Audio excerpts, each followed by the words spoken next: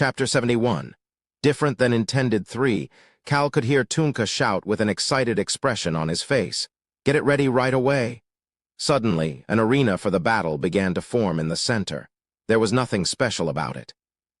The citizens who went crazy for battle moved some of the tents near the training ground to create a larger area for the battle.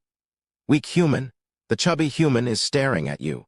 Cal turned his gaze after hearing Rayon's voice. Billows was staring at Cal from a distance. Cal casually made a shooing motion toward Billows. The chiefs were next to Billows, but now was not the time to worry about it. Cal turned his gaze to the front as a shadow appeared in front of him. "I will guide you to the front."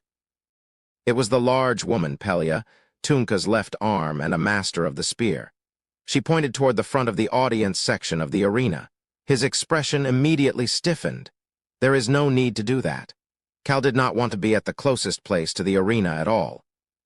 He would the first to die if Tunka is sent flying or Choi Han accidentally launches his aura toward the wrong spot. "We have to give you the best spot." As Pelia said that and looked forward, Cal could see the soldiers create a path to the center of the arena.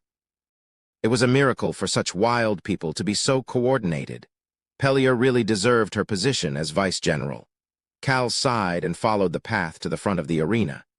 He had already hidden his dominating aura, but Pelia and the soldiers could not take their eyes off of Cal. His slow pace made it seem like he was on a casual stroll, while the young man and woman walking behind him looked dangerous. "Why are you going to a dangerous place? You cannot do this because you are weak. It does not matter if you have become as strong as the tip of my claw." But Cal was just walking slowly because he did not want to go. He couldn't do anything about Rayon's nagging. Rosalind and Locke did not look good following behind Cal as well. "Young Master Cal." "What is it?" Rosalind cautiously looked toward the arena where Choi Han and Tunka would fight against each other. "What if this makes them hate us?" "Hate?" Cal's eyes were full of confusion. Locke then approached Cal and started to whisper. "As Nuna mentioned, wouldn't it be bad if Choi Han Hyung ends up winning? What if they get angry? Don't you think Tunka would be angry and decide not to trade with us?"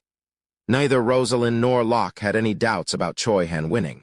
This was the same for Cal. However, Cal was thinking a little differently than the two of them. Cal slowly sat down on the chairs that were provided for the high-ranking officials. He then pointed to the seats on either side of him for the two people still standing. "Are you going to stand the whole time?" Rosalind and Locke sat in the chairs with concern still on their faces. Then Cal's voice reached their ears. "There is no need to worry. Tunka was not that strong. Of course, he was strong compared to the average person, but he was outrageously weak compared to whales and dragons. However, Tunka would never have come to this position if he had suffered after meeting a stronger being and vowed revenge on all of them. He was not the only one who was like that. Just look around." Rosalind turned her gaze as Cal pointed to the open space. It was at that moment. "Woo! Woo! Woo!" Voices echoed in the wide open space. The shouts of the soldiers around the arena rang in Rosalind's ears. There was more. Boom! Boom! Boom! The sound of the citizens stomping their feet filled the area. Locke, who had been watching, could feel the vibrations underneath his feet. Once the citizens started to stomp, the soldiers and knights all started to stomp as well. Woo! Woo! Woo! Boom, boom, boom, and that noise gradually grew louder. It seemed like the earth itself was shouting. "Young Master, what is going on?" The timid Locke looked at Cal with a pale expression. He could see Cal smiling. He answered for both Locke and Rosalind. Winning or losing does not matter to them. At that time, Pelia came near Cal to sit behind him. She also heard what Cal had to say, the warrior's ritual. She stopped sitting down and looked at Cal, who continued to look forward without noticing Pelia's reaction. The two warriors slowly made their way into the arena, Choi Han and Tunka. Cal continued to speak while looking at the two of them, to fight. For Tunka's people, victory or defeat was not important. Fighting was the only thing that mattered. In particular, if the opponent was not an enemy, the fighting between warriors was rather sacred. Only that is important. Cal finished speaking and leaned over the back of the chair as much as possible. He was afraid of getting hurt after seeing Tunka and Choi Han entering the arena. At that time, he heard Rayon's voice. "Do not worry, weak human. I am stronger than the two of them. You will not get hurt." It was a voice filled with pity. Cal did not like the tone of Rayon's voice, so he continued to lean back before turning around. "What is it?" "It is nothing." Cal saw that Pelia was sitting down and turned his gaze forward. He then also sat up straight. He didn't want Pelia, who was loyal to Tunka, to get angry for his casual demeanor. "Yes. Do not sit like a wimp and sit up proudly." "Human, you are doing well." Cal ignored Rayon's ramblings as he observed Hoda, one of Tunka's other subordinates, stepping forward as referee. Not that they really need one, until your opponent faints or gives up. That was the rule of these people. Fainting in such a battle was embarrassing for these people. "Young master, I don't need to worry?" "Yes, you can just relax, Miss Rosalind." Cal responded to Rosalind's question and watched Hoda start to shout in order to get people's attention. He then blew a small flute. Beep! The battle had begun. It would be nice if they ran toward each other right away, but Choi Han and Tunka both continued to stare at each other without moving. Cal watched this without thinking much about it. At that moment, he could hear Tunka's voice. The arena was large, but since they were in the front, it was not difficult to hear their voices. It also helped that Tunka had a very loud voice. "Why do you care about what the weakling thinks?" The weakling, Cal felt like it was referring to him. "Choi Han is wary of me." Why, Cal had a question but could not think of it any longer. It was because Rosalind and Locke kept peeking his way. Tunka definitely was referring to him when he said weakling. Choi Han's voice could be heard at that time. "What did you just say?" His voice was very low. Cal could see the mocking smile on Tunka's face. "I said, why do you care what the weakling thinks? The weaklings are the first to die in any battlefield. I'm sure you know that." Rosalind and Locke started to frown. At that moment, the two of them heard something in their ears. Sigh. Cal's sigh made Locke shut up. Locke's claws were becoming sharper and slowly getting longer. Rosalind brushed her face with her fingers. However, the two of them soon stopped moving. Poor bastard. Poor bastard. The two of them both had confusion on their faces as they looked toward Cal. Cal had a blank expression as if he had never sighed in the first place as he looked toward the arena. The Choi Han that Cal knew had been transported to the hell known as the Forest of Darkness when he was just a sophomore in high school. He was the weakest existence in that forest for the longest time. Cal felt bad for Tunka, who was telling such a person that the weakest would be the first to die. "Young Master Cal, who are you calling a poor? Just take a look for yourself." Cal pointed to the arena instead of answering Rosalind. At that moment, Choi Han took the sword strap off of his waist. The sword flew out of the corner of the arena once Choi Han threw it in the air. Plop. Cal could hear the sound of the sword falling to the ground, but he just nodded his head as he started to mumble. "It's definitely better to beat someone up with your bare hands." Locke and Rosalind both flinched and watched as Cal's words became reality. Wham! Ugh! Rosalind could now tell who Cal was calling a poor bastard. Pow, pow, boom, boom. The arena was silent. Nobody could talk. However, Rayon's voice was going off in Cal's head. He's being beaten to a pulp. Rayon was correct. Choi Han was beating Tunka up without holding anything back. Ugh, you bastard! Tunka moved very quickly for someone his size as he rushed toward Choi Han and threw a punch. Pang. It made a cute noise as Choi Han blocked it with his palm. Choi Han then closed his fist around Tunka's hand as he darted toward Tunka. All of this happened in an instant. Cal could not see past that point. However, he could hear it. Boom! Tunka's body was flung to the ground. The arena was filled with dust from the impact. Ugh! Tunka was having a difficult time breathing. However, Cal could see that Tunka was still smiling. Great, this strength, a battle of St. Ugh! You talk too much. However, Choi Han did not allow Tunka to keep smiling.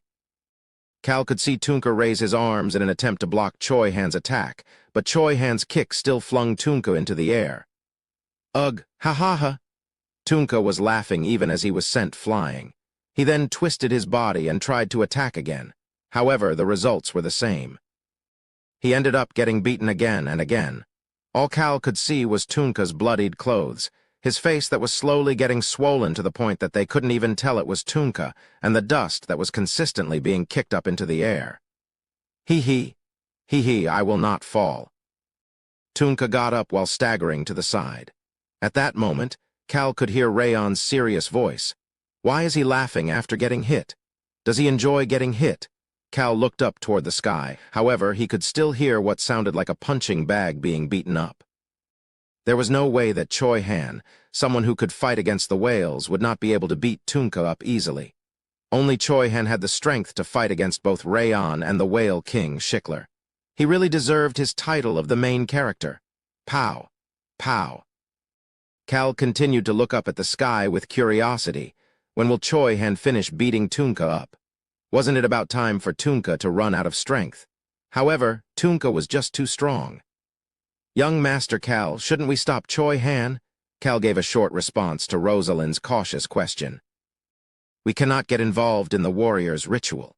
It can only end with the will of one of the warriors. All we can do is watch this sacred ritual from the side. Cal did not know that all of the high-ranking warriors were looking at him as he said that. He just looked back down after hearing another punching noise followed by a bang. Hehe, you are a really strong bastard. Spit. Tunka spit out some blood and continued to laugh. Choi Han looked toward him with disgust. It looked like Choi Han had realized how crazy Tunka was. He would continue to smile no matter how much he was beaten up. He will stand back up even after being beaten to a pulp repeatedly. He would never give up. He seemed like a character out of a children's cartoon. That is why he is such a crazy bastard. Cal could see Tunka's morale starting to go down. He could not even tell whether Tunka even had his eyes open anymore. Tunka looked terrible as he let out a shout and rushed forward once more. Ah! Tunka then started to fly away. Looks like he is blasting off. Tunka was flung high into the sky. Choi Han's half-transparent black aura had sent Tunka soaring into the air. Dodge. Everybody move! The soldiers rushed backward in order to dodge Tunka's body as Tunka came flying their way. Boom!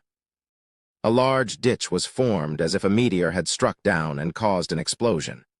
Tunka had fainted inside this ditch. Fainting was what Tunka found to be the most embarrassing. Choi Han walked over to Cal like he didn't even need to check on Tunka. Cal quickly got up, as if this was the moment he had been waiting for the entire battle. Rosalind and Locke, who also got up at that moment, started to flinch. This was the same for Tunka's subordinates who were heading toward Tunka, that feeling they had gotten earlier. That gentle yet anxiety-provoking feeling. Cal reached his hand out to Choi Han, who had approached him. Good job. Yes, Cal Nim. Choi Han grabbed Cal's hand and started to smile. Cal surrounded his body with the dominating aura before looking around. The gaze that Tunka's companions gave Choi Han and himself was worlds apart from the original gaze that Tunka's group had given them when they had arrived. Cal had a smile on his face. Now it was set up properly. It was set up exactly as Cal had wanted. Tap. Tap. Tunka woke up from someone tapping on his cheeks. Pelia was waking him up. However, Tunka was looking at Cal, who was behind her. Cal looked down at the collapsed Tunka as he started to speak. Take me to the magic tower. Chapter 72, Different Than Intended 4. Cal could see the change in Tunka's expression. He blankly blinked a few times before slowly starting to frown as if he remembered what had happened. I lost. However, he was calm when he started to speak. Cal then proceeded to speak. It was still a warrior's battle. Tunka blankly stared at Cal before slowly starting to smile. He looked extremely ugly with that expression on his face.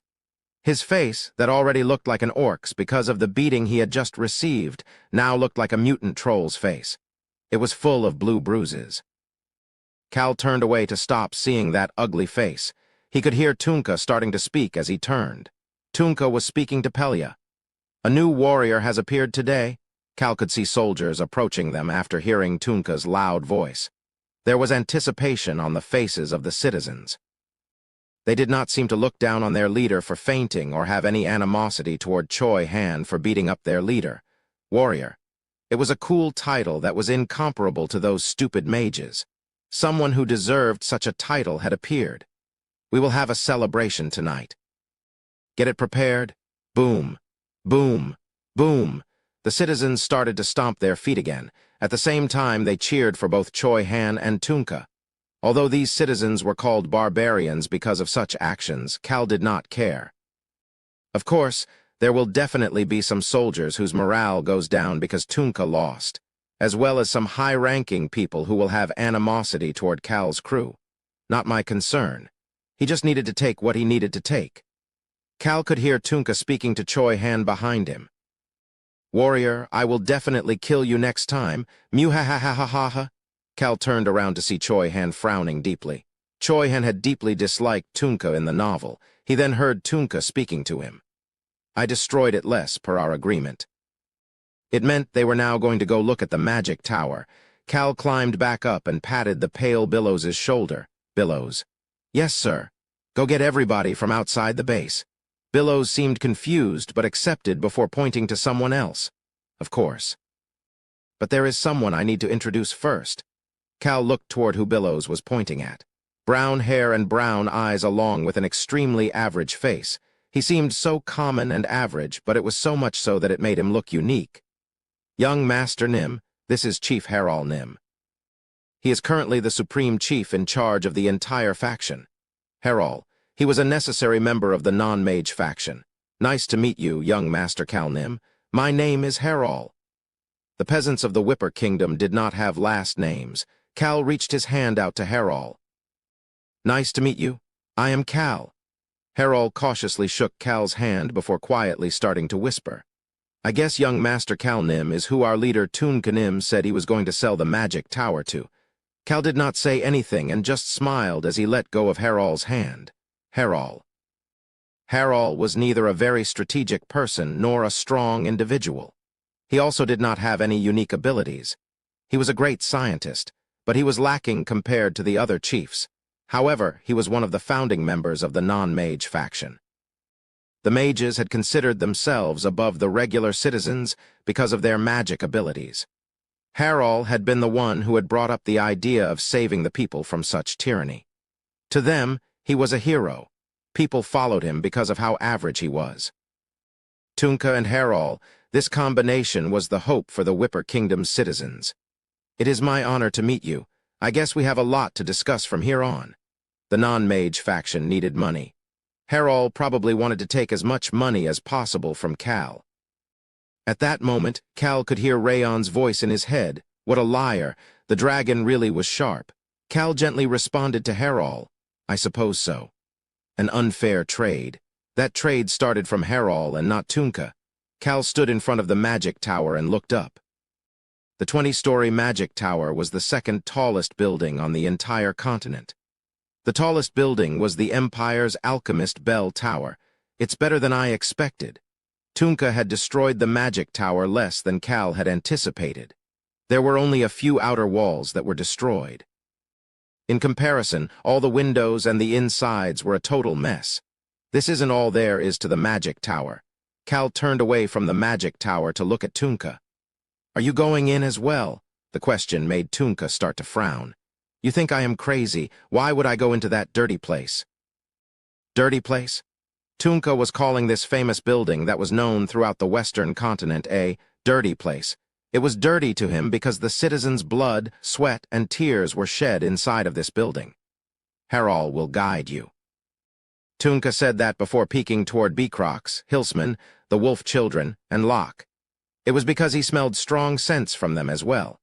He then also peeked toward the two baby kittens in Cal's arms. He then looked toward Choi Han, who was talking to Rosalind before casually starting to speak. "You are interesting because you are weak." Cal naturally ignored Tunka, however. Tunka continued to speak, a weakling who oddly seems strong. However, Tunka could not say anything else. It was because Choi Han had started to stare at him. Tunka started to smile brightly at Choi Han's stare before he started to approach him. "What? You want to fight again?" Choi Han sighed before ignoring Tunka. Cal observed Tunka and Choi Han's interaction before taking a look at Billows and Harol discussing with one another. He then started petting the kittens in his arms while starting to quietly sing. "Let's catch a rat, let's catch a rat." "How many rats?" Ainz's front paw moved in Cal's arms. Tap. She hit him once. Cal continued to speak. Don't hurt him, though. Life is precious. Hong snorted before moving his front paw. Tap, tap. He tapped twice before his tail started to wag. Ainz started to shake her head after seeing the smiles on Cal and Hong's faces. The two of their villainous smiles were becoming similar the longer they were together. However, Ainz's tail was shaking as well. At that moment, a stealthy voice filled Cal's mind. Should I come with you too, human? Rayon really must want to go with them, as he even asked Cal for permission. Cal sternly shook his head. Cal quietly whispered as if he was gently speaking to the kittens. You have to catch something else with me. The baby kittens and Black Dragon all closed their mouths after seeing Cal's expression as he said, something else. That sounded fun as well. Harol and Tunka soon approached Cal. Tunka pointed to Harol with friendliness. Our chief will guide you. Pelia will go with you as well. Pelia was going to be Harol's guard. Cal nodded his head and asked, Did you clean up the corpses of the mages in the tower? I left a few there. Cal knew this would be the case and kept a straight face. At that moment, Rayon started to speak. I guess you are only afraid of mermaid corpses. Don't worry, I will make sure the mermaids can't get to you in the future. I'm not really afraid of the mermaids either. However, Cal did not say that out loud since he should not run into any mermaids in the future. Tunka observed Cal's calm demeanor before continuing to speak. Those bastards do not need their souls consoled. The consolation of the soul referred to cremation. The citizens burned mage corpses whenever possible. Of course, there were some corpses with their heads rolling around on the ground, but those corpses would soon be burnt as well. However, there must be a reason for the corpses they left behind not to be burnt. Probably the ones that killed the most citizens. What do you need the most of to advance magic devices? Experiments. What would they experiment on? People. There were many mages who performed experiments on humans in secret. I plan on getting rid of them when there are no more mages left in this kingdom. There will be no traces of them left. Tunka quietly mumbled, contrary to his usual self. However, Cal did not pay much attention to his words. Although all of the mages in the tower were dead, not all of the mages in the Whipper Kingdom were dead. The Mage Tower mages were all part of the mage faction. They were hierarchical and greedy. A tower is naturally going to have a top and a bottom. The people on top enjoyed looking down on the people down below. However, there were some mages who stayed far away from power and greed. They preferred not to take part in politics or anything of power. Those mages were currently in hiding, trying to find a way out of the Whipper Kingdom, as well as trying to determine where to go. Crown Prince Alberu Crossman would be their shield. Alberu will gather together the mages who are only interested in magic research under his wings. Cal then asked Tunka, Can I go in? Cal put the two kittens in his arms down on the ground. They will stealthily investigate on their own as long as the entrance door remains open. Beecrox and Choi Han stood behind Cal. Seeing Beecrox there, Cal had a confused expression on his face. However, Beecrox was looking toward the still bruised and battered Tunka with disgust. Harol. Yes, Leader Nim. Young Master Cal Nim, I will guide you. Screech. The magic tower's door opened and Cal started to frown. He casually started to speak to Harol and Tunka, who were both looking at him. The rotten stench is strong. The first floor of the magic tower. As soon as the door opened, Cal could see a corpse wearing the golden robe that symbolized the liege of the magic tower, as well as the destroyed remains of the devices inside. Cal started to speak with disgust at the crazy people who caused all this. Leave the door open to ventilate. I can't stand this type of smell. He then started to speak to Tunka. And cover the corpse. I'm a weakling, so I can't stand looking at a corpse for long. Tunka snorted, but still motioned to a soldier guarding the entrance. Cal verified the pale yet calm Rosalind before leaving her and the others behind and entering the magic tower. Choi Han quickly stood in front of him with Beecrox behind him. Shall I guide you floor by floor, Chief Harol? Yes, the top. There was no reason to look anywhere else. The top? I'm curious about what it feels like to look down from the top. The Liege's room. Let's go there. I understand. They got on the elevator, the only device that was still functioning in the magic tower. It would instantly take them up to the 20th floor. You somehow managed to not break this. Just in case we needed it. Harald gently responded, but Cal had to hold back his snort. Ooh-woong. The only remaining magic device in the magic tower started to move with a gentle vibration. The platform that Cal and crew were standing on slowly started to move up. It finally stopped once they got to the top of the magic tower. Cal looked at the single door on the top floor and started to speak. Is that the Liege's room? Yes, it is. Ah, young Master Nim. Cal did not respond to Harald's call and started to walk. The others quickly followed behind him. Cal walked to the door and turned the knob. Click. The door opened and the Liege's room revealed itself. What a mess. Cal's blunt assessment was heard by everyone else. An area as wide as an entire floor was in front of them. It definitely was a mess. Everything inside the Liege's room was destroyed. There was also blood everywhere. It looked like they had splashed blood around the room on purpose. A total mess. Chief Harald, can I go to that window over there? The only symbol of the Liege's room, the only undestroyed thing remaining in this room was the view from that large window. Of course, let me guide you there. I want to think in silence. Can I go alone? That is a bit. Seeing Harald looking uncomfortable, Choi Han moved away from the Liege's room and stood in front of the elevator. I will be right here. Beacrox went and stood next to Choi Han as well. He looked thankful that he did not need to go into such a dirty and messy place. However, Pelia was still uncomfortable. Nevertheless, Harald had made up his mind and started to speak. Pelia Nim, I will guide young Master Cal Nim over there. Will 5 minutes alone with me be fine, young Master Nim? Of course, keep one door open. That way she can feel at ease. Thank you very much. Cal returned Pelia's thanks with a smile. The Liege's room had a double-door entrance. They kept one of them open as Cal entered the room. The 20th floor. The Liege's room was very wide as the Liege had occupied the entire floor for himself. That was why most people would not be able to hear Cal's voice once they got to the window at the edge of the room. Choi Han might be able to hear it, but it doesn't matter if he does. Cal crossed through the destroyed items in the room. Tables, chairs, books, carpets, everything was now trash. Cal stood in front of the window that was the furthest away from the door and started to speak. You broke everything? Harald confidently responded to Cal's question. Of course. This was the room of the worst person in the magic tower. This was the room of a monster made from mana. A monster made from mana. This was what the warriors used when referring to mages. What a liar. Rayon was grumbling in disbelief, but Cal did not care. Instead, he started to whisper in Harald's ear. He was talking about Harald's secret that nobody else knew about. You say that, but you are a mage as well. He could feel mana, but his heart resisted mana. He was a mixed child of a mage and a magic-resistant person. The unluckiest of all mana users, the secret of a person's birth was quite common in this world. Chief Harald, no. Cal put his hand on the completely pale Harald and called out to him. Harald Kodyang. The phrase about how a smart person going crazy was scary definitely was referring to Harald Kodyang. Don't you want to erase all traces of your father? The Liege of the Magic Tower, Pister Kodyang, did not know about Harald. This was a child who was born without his knowledge. A true monster that the monster made from mana had created. How did you know? Cal gently responded to the monster who asked him that question with a bitter smile on his face.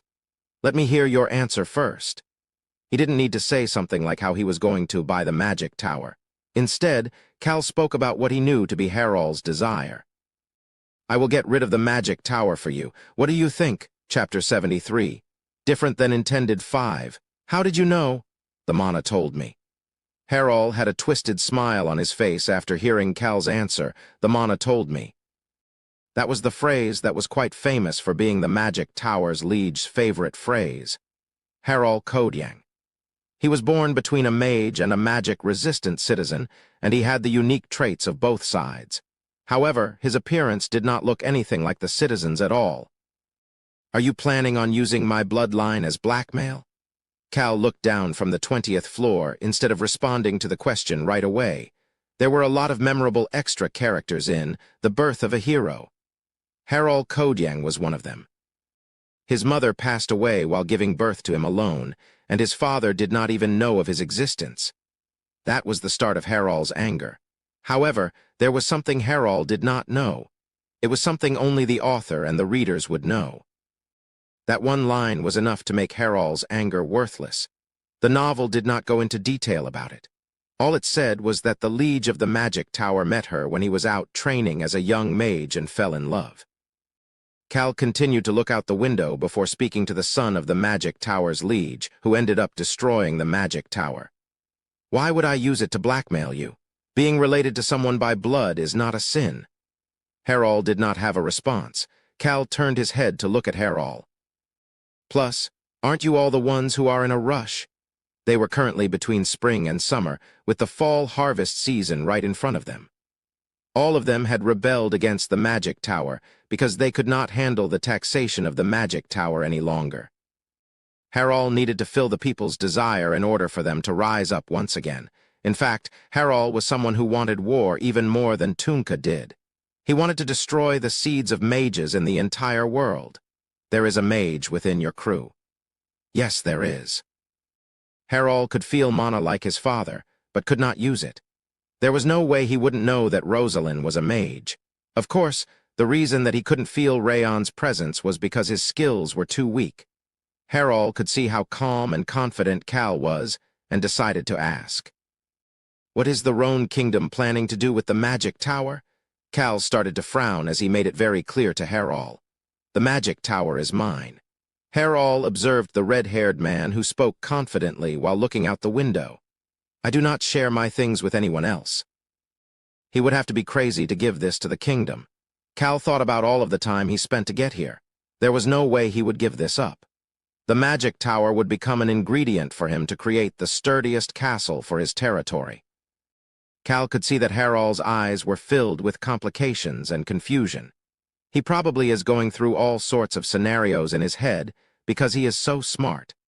The final goal of this crazy bastard was to destroy all mages in the world. Harald respected and hoped for a world where everyone just relied on their strength or things like ancient powers.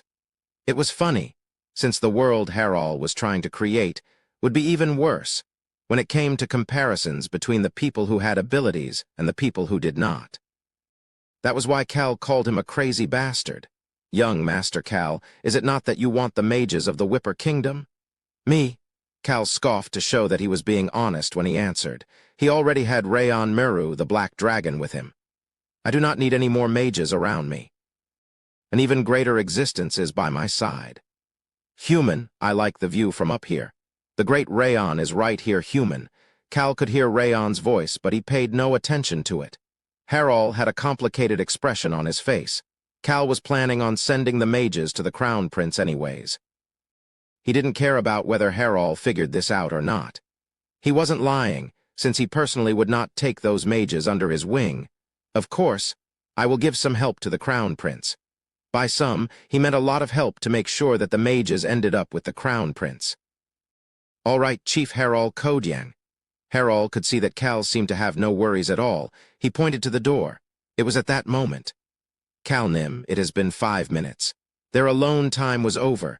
Choi Han looked through the open door and announced the end of the time before adding on. And other people have arrived as well.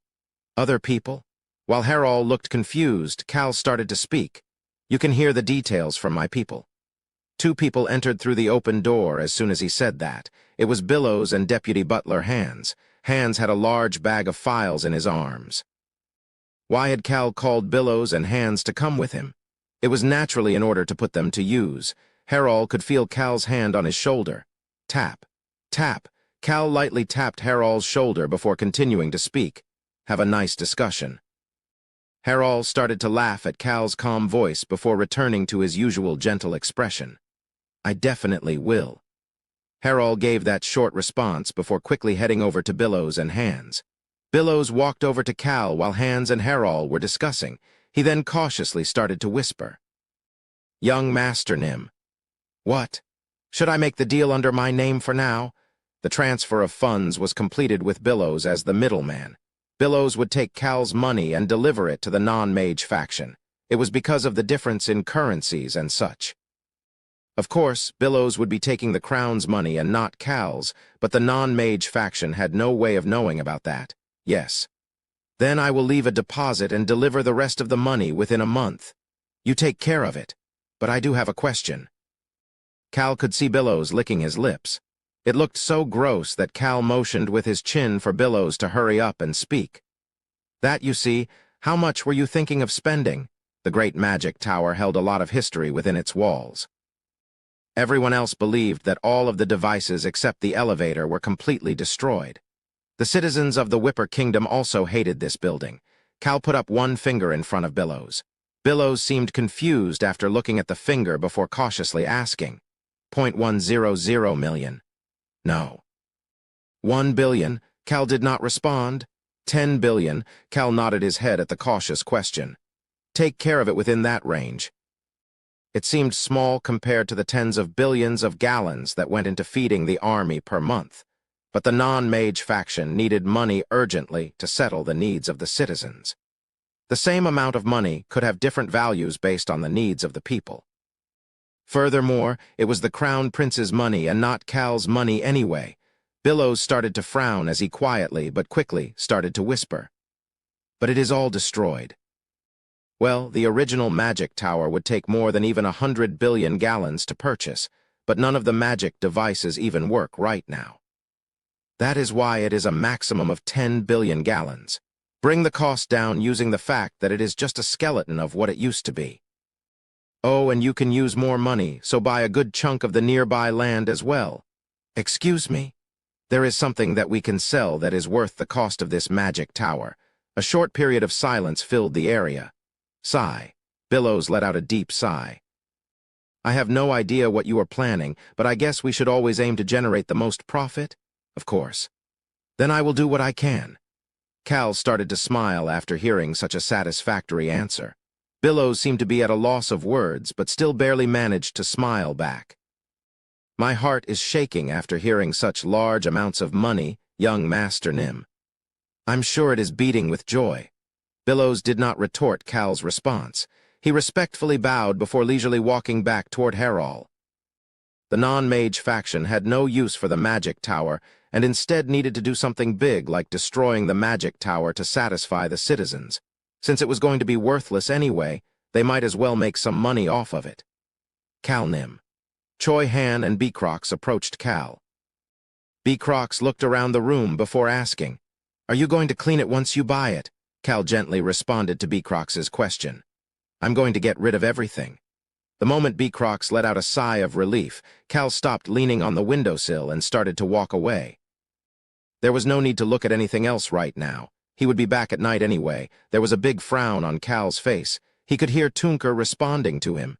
"You don't feel well?" "Yes." Tunka started to frown at Cal's nonchalant answer. The surroundings were very loud. The citizens were enjoying the celebration to welcome a new warrior. Tunka knew of their current financial situation, but this was more important to him. He needed to use the warrior name to draw people to them. That was why the chiefs had agreed to this dinner celebration. "You weakling."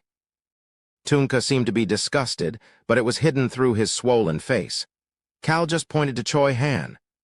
The main character for the celebration is still available, so it shouldn't be a problem. I need to rest because I am a weakling.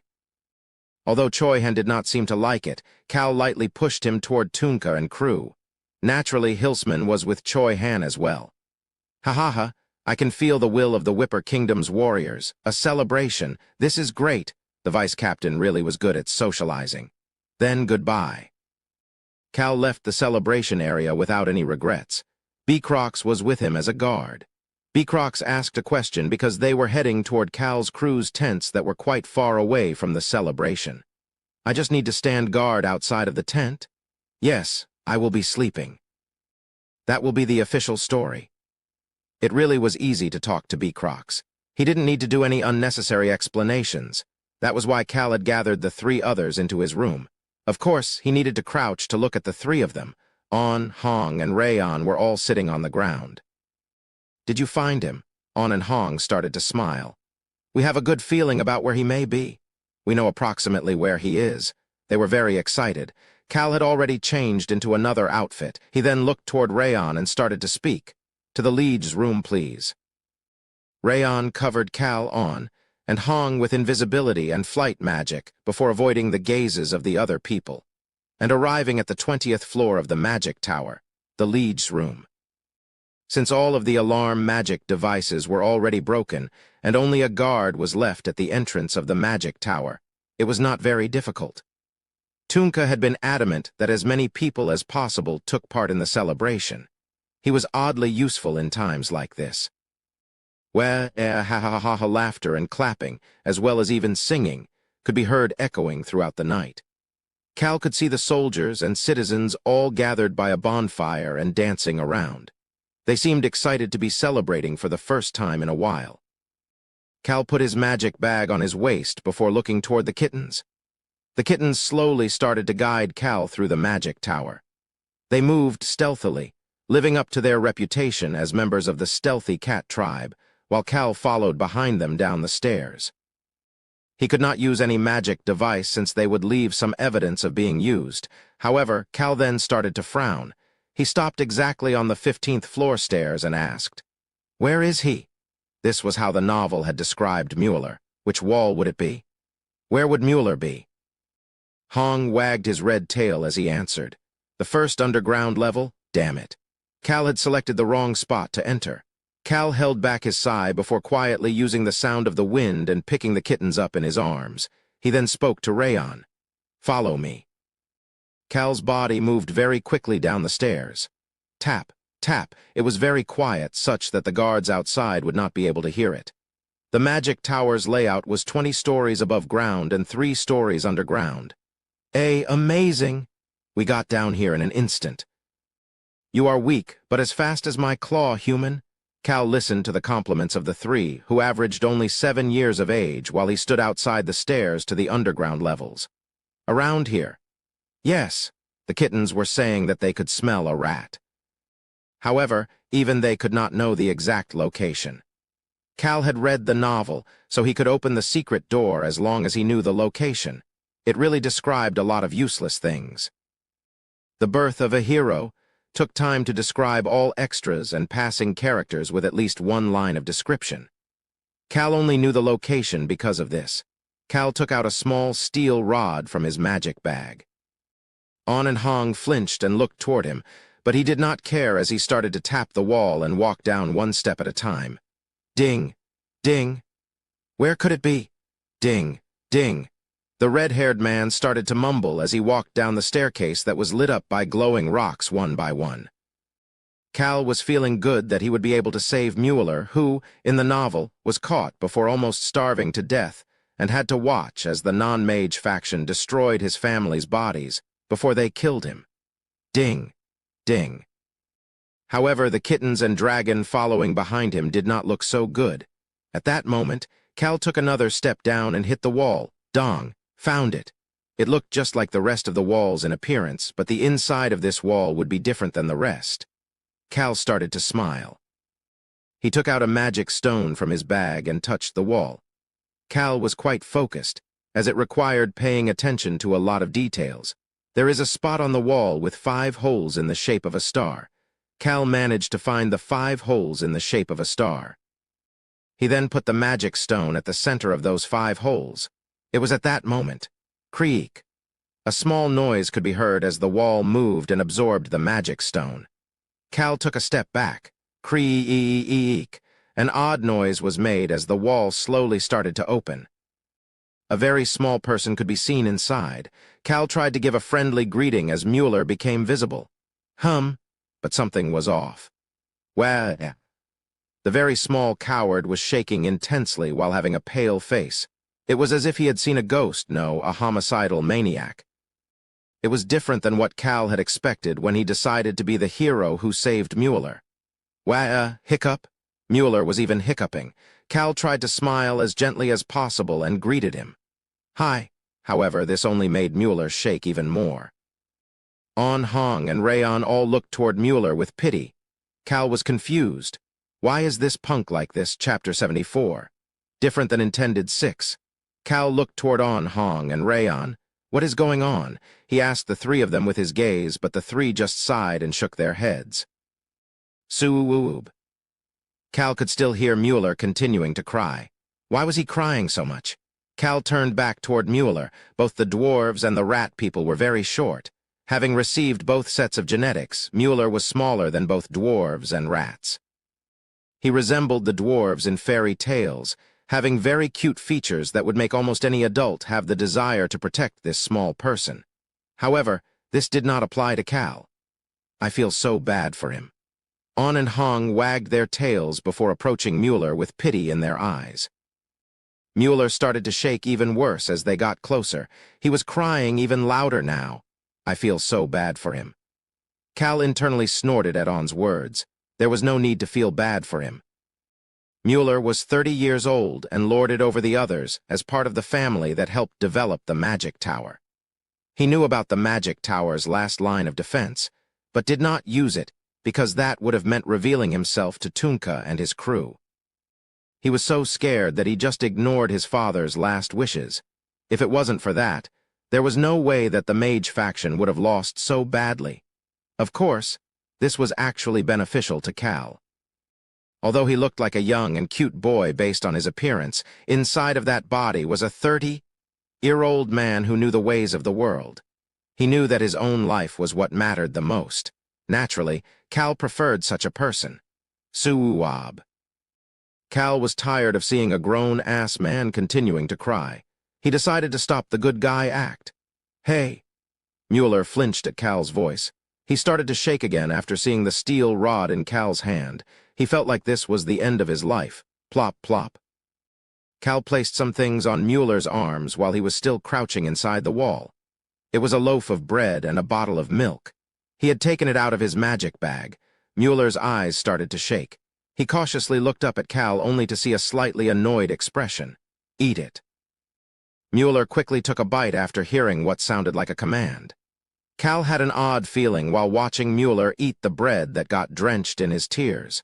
He seems to be useless. He had a bad feeling about this. Mueller looked like a totally useless fool. He was supposed to have the dwarves' technical skills and the rat's stealth and meticulousness. This combination was said to have given him the potential to become the greatest developer and constructor. But YT, thank you very much. Why does he feel like such a doof? Cal had a bitter taste in his mouth. However, On, Hong, and Rayon all looked toward Mueller with pity and approached him. They were trying to be his shield, as it looked like he was afraid of Cal. However, contrary to their intentions, Mueller was unable to even taste the bread he was chewing. 2 purebred cat tribe kittens and a dragon. At that moment, he heard a noise that brought chills down his spine. Ding! Ding! Cal tapped the wall with the steel rod. There was no reason behind it, he was just randomly tapping. He had a bad feeling about Mueller, but decided to take him anyway. The Hennetus territory had a lot of sculptors, as well as skilled artisans of all styles. There were especially many artisans involved in construction. It was because they had a lot of quarries. That was why Mueller would be useful. You want to live. Cal's low voice echoed throughout the staircase. He started to get annoyed with Mueller, who looked like he was ready to cry again. Ding! Ding! Cal calmed himself by tapping on the wall with the steel rod. He thought about how he probably needed to be gentle with Mueller since he was such a coward. Cal put on a gentle smile as he asked Mueller, "Should I save you?" Mueller vigorously nodded his head.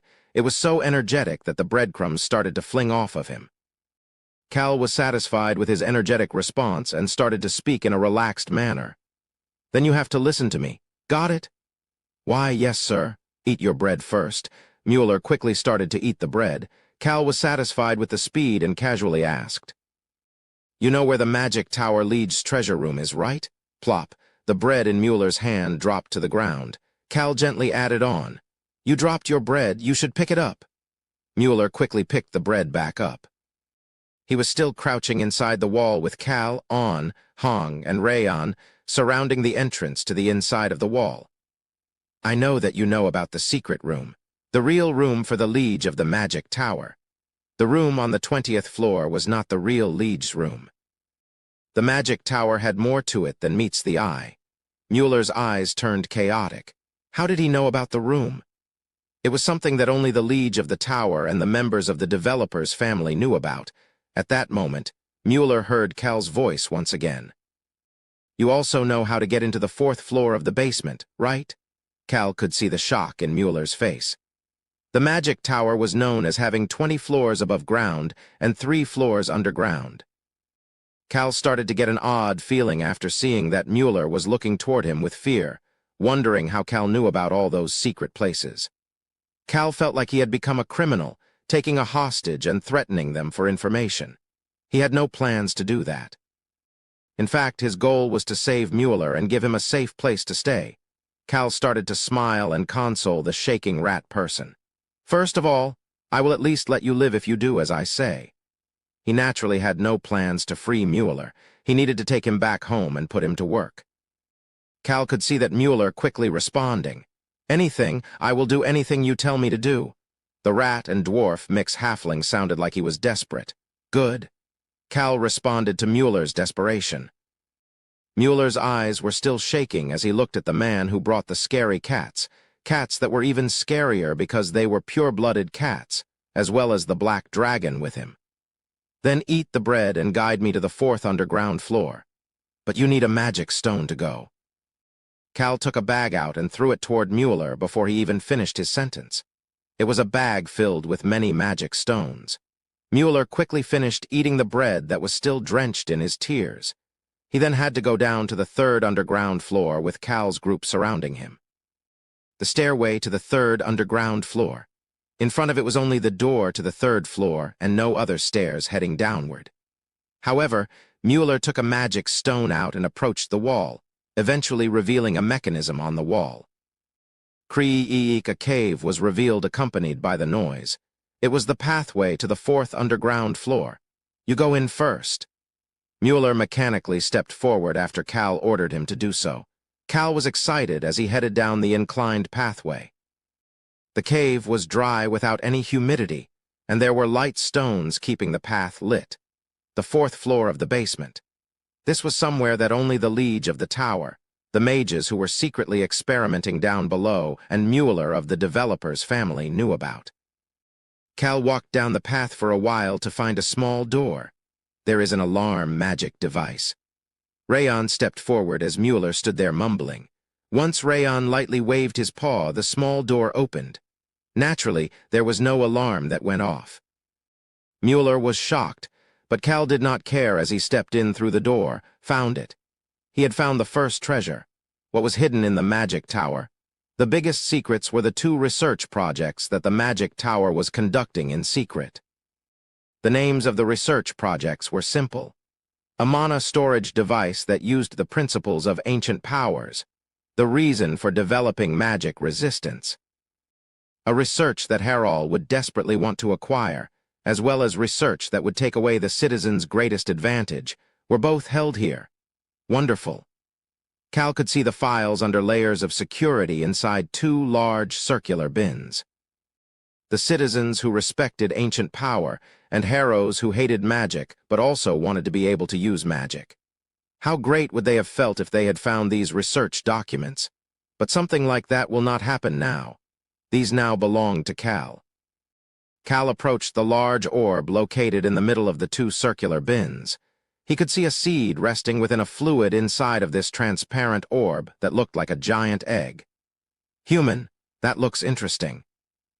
Rayon approached the egg and squished his face onto the glass in order to observe the seed inside of the fluid. Cal approached Rayon and patted his back as he asked, "You want to try raising it? Human, is that okay?" "Yes, but it is mine once it is done growing." "Deal." The young 4-year-old happily accepted a deal where he would do all of the work only for someone else to benefit from it. Cal had a satisfied smile on his face as he continued to speak to Rayon. "Let's pack up everything in here." "Of course. I am curious about everything." It looked like Cal should create a lab for Rayon in the future. Cal started to smile, knowing how much this seed and the research material were worth. Mueller. "Gasp, you even know my name?" Cal approached Mueller, who was hiding at the entrance without coming in. Mueller looked back and forth between the dragon that made the documents and the large egg disappear into another dimension, and Cal, who was approaching him. He could not help but shake. "Let's go to the liege's room now." "Why, yes, sir." "Rayon. What is it, human?" Set an alarm device here and a few magic traps. The fourth floor of the basement would be revealed once the magic tower was destroyed. Tunka and the non-mage faction would become even stronger if they found the items that were down here. Of course, Cal did not really want them to get stronger, although they will perish faster this way. But that was not Cal's problem. Cal just blankly watched as Rayon happily created some magic traps. Other humans cannot take all of the interesting things in here. I need to make it so they die the moment they step in here.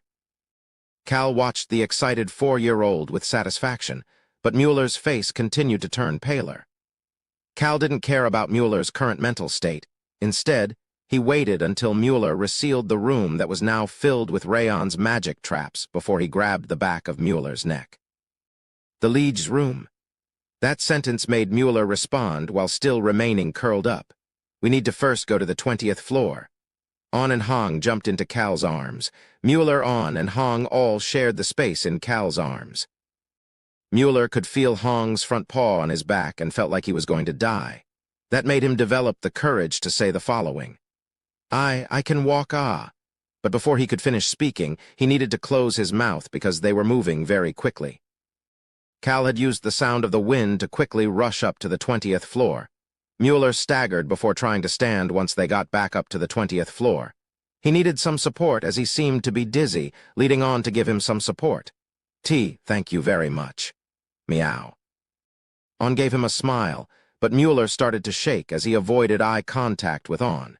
He then started to speak after seeing Cal's gaze that seemed to be telling him to explain how to get to the secret room. There is actually another floor in the magic tower. Is the 21st floor the real Liege's room? No, we do not call it the 21st floor. Then what do you call it? The magic tower's Liege's room. That was a room that the non-mage faction did not ever manage to find. Cal only knew about it because of something that was written in the novel. Cal heard Mueller's voice in his ear. The 0th floor. We call it the 0th floor. Get it ready. Yes, sir. Cal watched the now quick and no longer crying Mueller with satisfaction. The moment a smile ended up on his face, Mueller's movements became even faster. Although he looked like he was shaking a bit, he was fast after receiving the unique traits of both dwarves and rats. Oh, Cal let out a small gasp of admiration. Wang, I didn't expect it to be here. Mueller moved some things on the floor of the Liege's room. All sorts of devices popped up, and Cal could hear the sounds of gears turning. Finally, once Mueller used a magic stone, a pretty loud noise echoed in the Liege's room. Boom. However, the loud noise of the celebration allowed Cal to not have to worry. Nonetheless, he was soon full of confusion. Mueller, explain? Yes, sir. There was no change at all. Mueller started to point, not at the room that still looked the same, but somewhere else. It is over there. Over there? Cal looked toward where Mueller was pointing. It was the window. It was the large window that Cal had looked out of earlier in the day. You just have to jump out. Out the window? Yes, sir. Then you will be at the 0th floor. Mueller raised his head to look at the owner of the shadow that covered him. He could see into Cal's eyes. You know what happens if you've lied, right? The steel rod shined in the light. Cal looked toward the shaking Mueller, who nodded his head and started to smile. He then picked Mueller up. Ego, what are you doing, sir? You told me you would let me live. Cal ignored Mueller's cries. Instead, he looked toward Rayon and the kittens before looking out the window. Cal sighed while looking at the 3 pairs of eyes that were staring at him. You first. What? Mueller was thrown out of the window. However, they did not see Mueller fall to the ground. Cal quickly followed behind Mueller. Cal did not need to experience falling down 20 stories. Tap. There was a platform right underneath his feet. I guess it is magic. The real Liege's room appeared as Cal made his observation. At the same time, he could hear the children's voices from behind him. Nuna, I can't tell what I am looking at right now. Hong, my eyes are fine, but this is weird. Oh, Rayon just had a single word of admiration. Cal started to smile. Gold, jewels, magic devices. Money filled the very wide 0th floor. The entire room was shining and filled with things that would be worth a lot of money. It really makes you think about a dragon's lair. Cal headed toward a pile of magic devices. None of the items in this room were cheap. All of the magic devices were decorated with jewels, making it obvious that they were made for nobles or royalty. The entire room was filled with items like this. The liege of the tower did not use these devices, even as they faced death. That was because using it like that would not be for himself, but for everyone in the magic tower. Cal covered his face with both of his hands. He could see the slacker's life through his fingers. Ha ha ha ha. Cal did not hold back his laughter. He let it all out. Mueller watched Cal for a bit before looking around the liege's room that he had known about for a while, but was seeing for the first time. He then stealthily reached out and grabbed the golden brooch that was closest to him. Meow, but he heard a chilling sound as soon as he grabbed it. On and Hong were wagging their tails while watching him. The black dragon also took a step toward him. Mueller quickly let go of the golden brooch in his hand. The 30-year-old rat could not do anything. On the other hand, Cal had a wide smile on his face as he looked toward the children. We are rich. Listening to Cal's calm voice that was very different than Cal's current expression, On, Hong, and Rayon all started to smile. A jovial feeling, similar to the one down below in the celebration, filled the room. The rat watched all this with fear in his eyes. Chapter 75. A good person won. After safely getting out of the magic tower, Cal ran into Beecrox, who was still guarding his tent. Beecrox pretended like Cal did not exist, and Cal also did not say anything as he entered the tent. Mueller was naturally with him. Cal let go of Mueller and sat down on the couch. Even without Cal saying anything, Mueller kneeled in front of Cal. Although there was no need to do that, Cal didn't care and just got straight to the point. I will give you a warm bed and a safe place where you will definitely not die. And eventually I will also give you your freedom. Really? Yes. Cal crouched toward Mueller, who was still kneeling. First, I will let you leave the Whipper Kingdom. Mueller's pupils turned cloudy. He was afraid of both the citizens and other mages.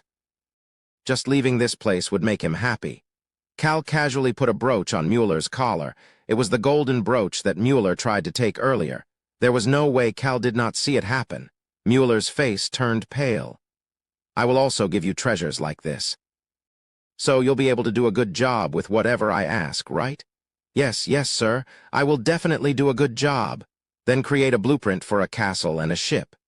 Excuse me? Mueller was said to have the potential to become the greatest developer. What Cal wanted was for him to develop things. Something along the lines of the magic tower is fine. He needed a safe, sweet home and a strong method of transportation. How should I make it?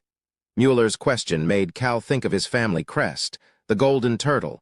There was something that came to mind when he thought of a ship and a turtle.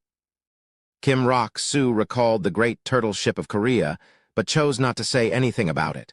All he wanted was a ship for transporting and safety. The turtle ship of Korea, with all of its exciting history, was not necessary for him. Our family crest is the golden turtle. You figure it out from there. Mueller will take care of it. Although he didn't know what the end result would be, Cal made sure to be stern with Mueller. Work hard as if your life depends on it. On Hong, keep an eye on him. Meow, surveillance is fun. Mueller was weak against children. In fact, he was very weak against children. I will work hard. Cal listened to his voice as he thought about how he was satisfied with today's operation. He could hear the citizens singing by the bonfire. The celebration was still going on even though it was close to midnight. It was going to be a loud night. The celebration continued until early in the morning, but it was calm after that. However, time still continued to flow during the calm. Are you feeling better? Cal just waved his hand at Chief Harrell's question. So. Cal was always at the best condition possible thanks to the vitality of the heart. Isn't it all of you who need to worry about your health? Harrell and the rest of the chiefs looked tired. Billows was the same way.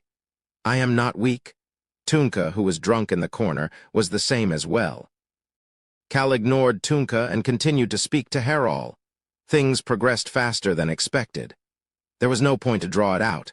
Just one day was all it took to make the deal for the magic tower. Although it could have taken a long time, trades always progress faster when one side is in a state of urgency. Makes sense since you are all in a rush, right? No matter what they did, the non-mage faction, which was a collection of the poor, was always going to be lacking money.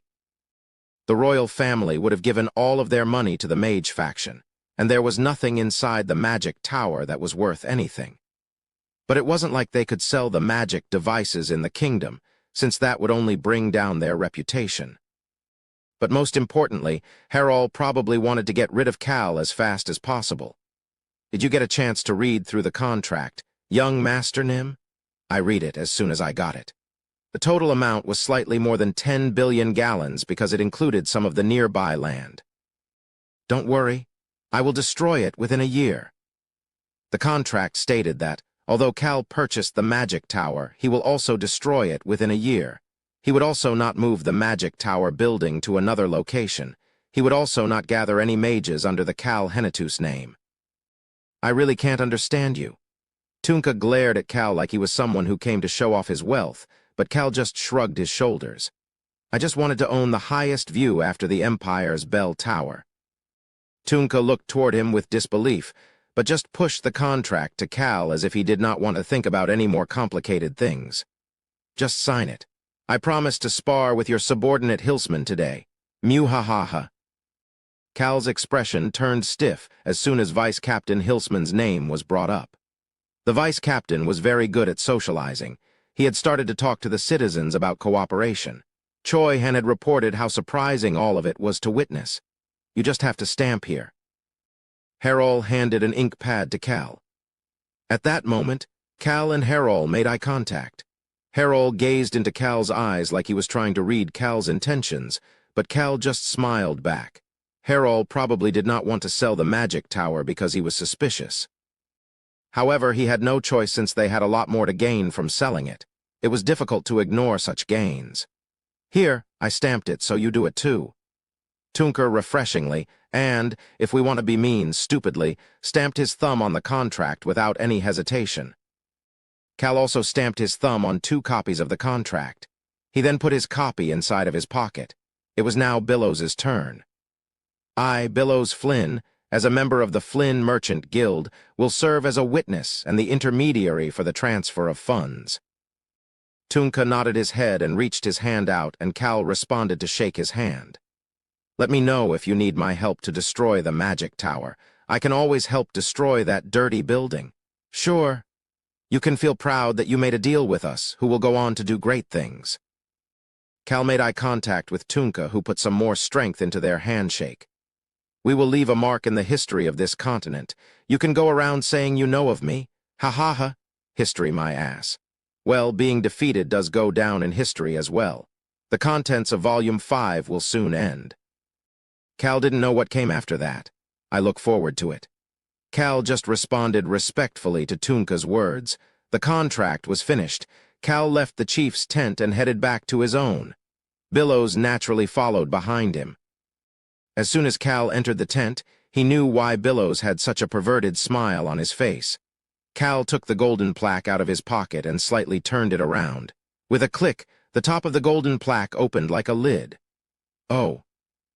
Billows couldn't help but admire it as a stamp of the royal crest appeared. What are you looking at, so amazed? Cal laughed at Billows before using the stamp on a note. This stamp with the royal crest would disappear after he used it twice. Cal passed a magic bag over to Billows, who was looking toward the golden plaque with greed. Isn't this the bag I gave? Open it. Billows opened the magic bag that he had sold to Cal. Wow. He could see many magic devices that have been shrunk inside of the bag. All of them were magic devices for the nobles and royals. Billows then heard Cal's voice once again. You will receive at least a few more of those bags in the future. Slowly start to sell them after about a month. Billows clenched onto the bag and cautiously asked, How much do I get? 30%. That much? Billows could not hide his shock.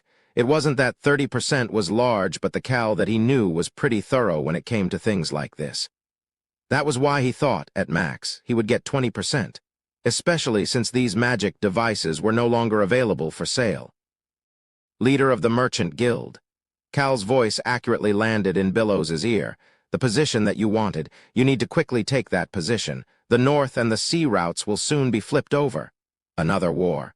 Don't tell anyone else. Why would I share such precious information? Billows carefully put the magic bag into his pocket.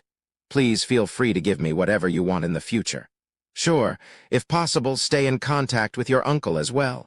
His uncle, Odious Flynn, the man who was in control of the Roan Kingdom's northwestern underworld. Why my uncle? It would not be long for the Black Dragon, Rayon, to get his revenge. There's a reason. No need for you to be curious. I understand. Billows did not ask anything else. Instead, he handed Cal a magic video communication device. It was a precious item that Billows had worked hard to acquire, but Cal just took it and lightly tossed it onto the bed.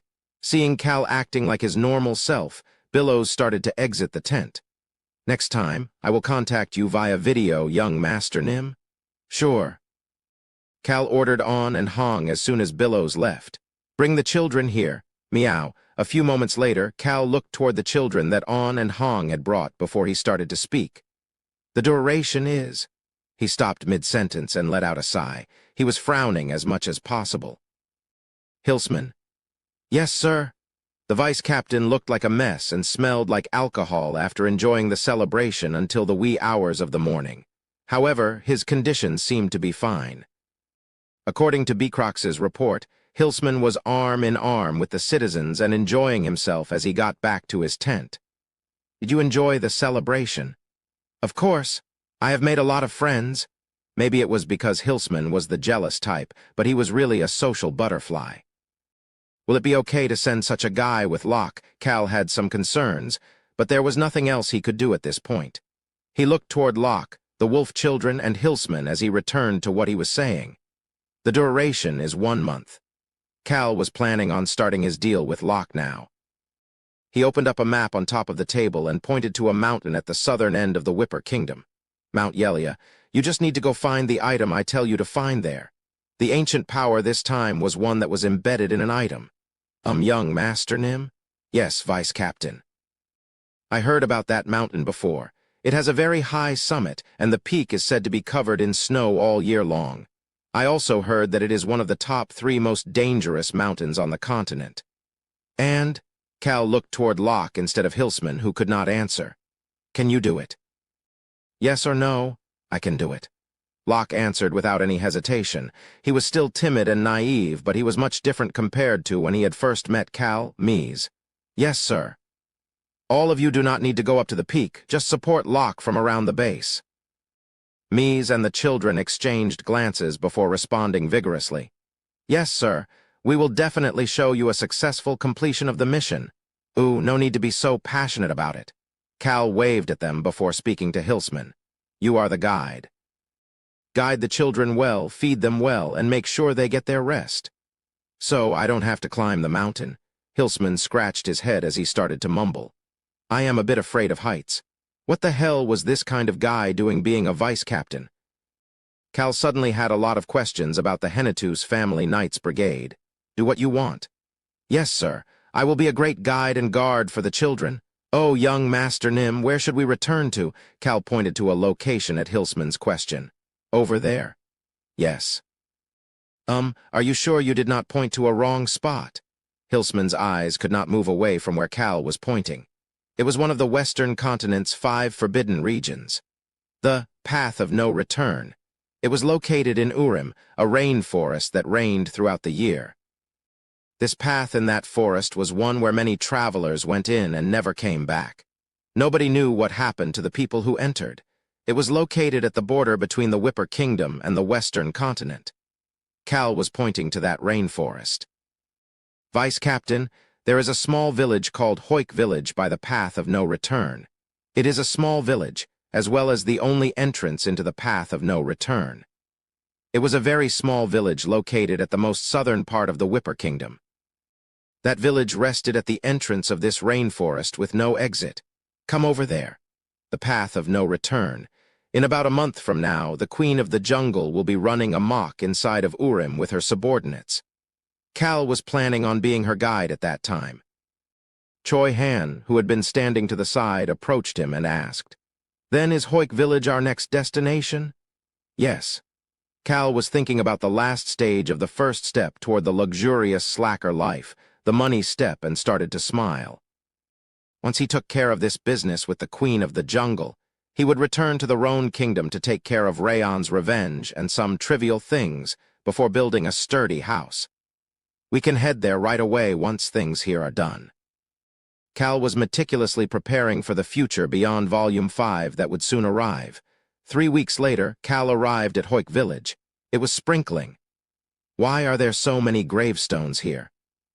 Cal looked toward the gravestones that started from the entrance of the village before responding to Rosalind's question. Hoik village is a village that was created by the families of the travelers who went in and never came back.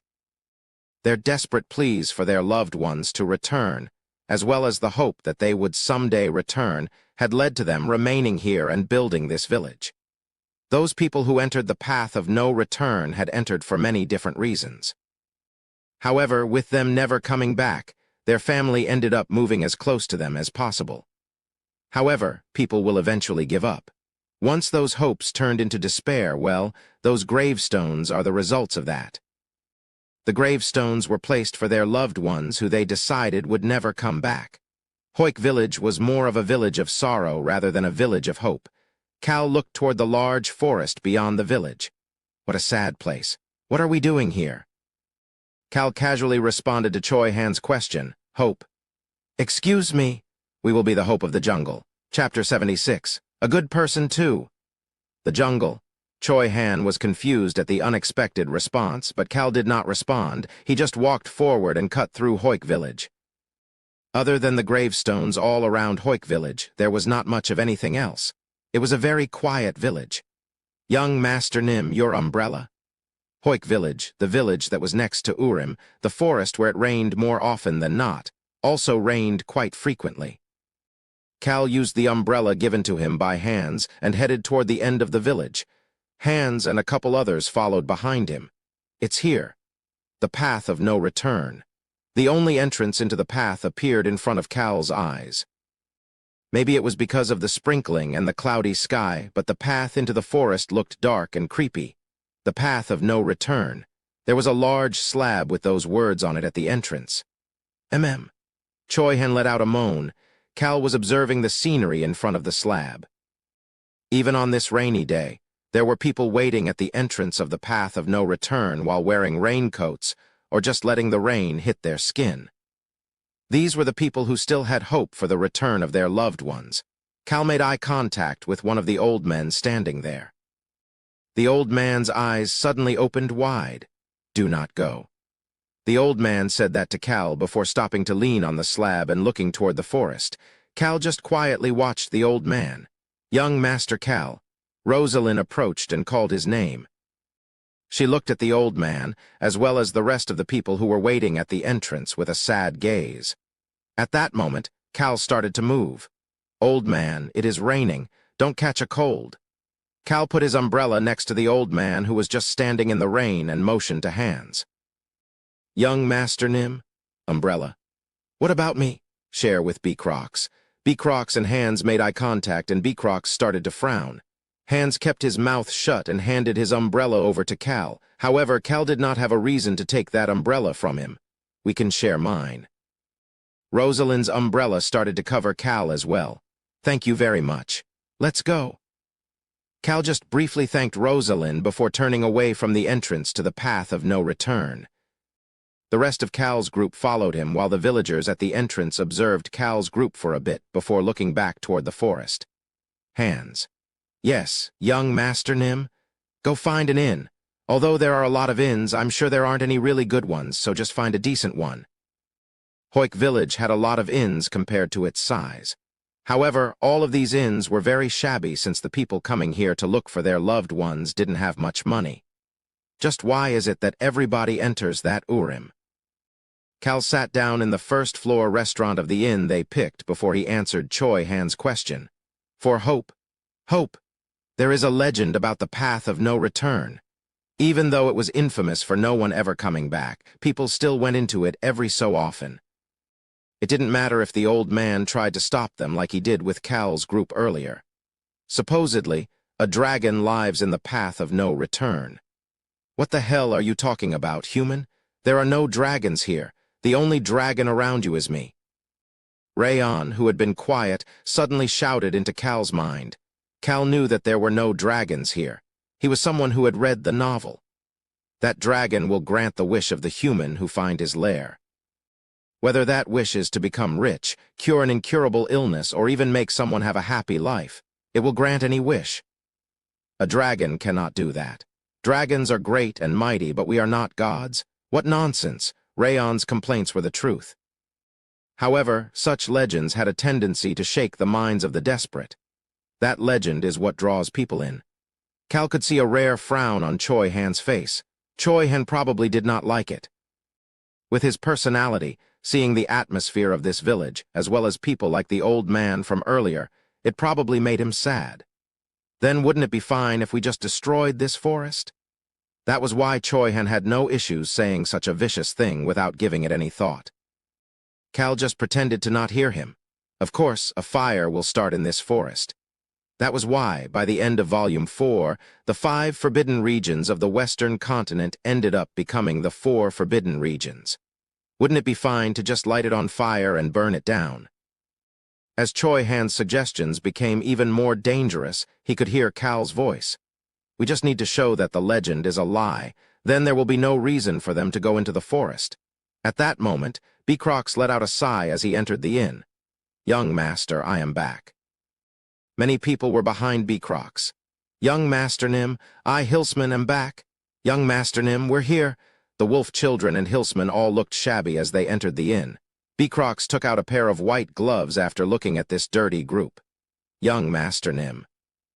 Locke was the last to enter the inn. He approached Cal and handed him a magic bag. However, Cal blocked Locke from giving it to him before turning to speak to all of them. You all worked hard. Go get some rest. The group all started to smile. After saying that, Cal reached his hand out to Locke. Locke cautiously handed the magic bag to Cal once again, and Cal started to speak. As part of our deal, the item inside is mine. Yes, sir. There was not an ounce of hesitation in Locke's voice. Even though Locke probably knew that it was an ancient power, he did not show any greed for it. Cal opened the magic bag to look at the contents before speaking to the group. I will be entering that forest. What, meow? Huh? What? What is it? Cal looked around after getting such an unexpectedly strong response from everyone. Choi Han was frowning even deeper as he let out his disbelief. Cal Nim, you really? Rosalind's eyes were extremely wide as she stared at him, and the kittens started to bang the table. Furthermore, Rayon was going crazy. I will be going as well. Weak human, you listen to me. Do not go without me.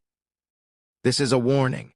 If I get angry, it will take less than 5 minutes for me to destroy this forest.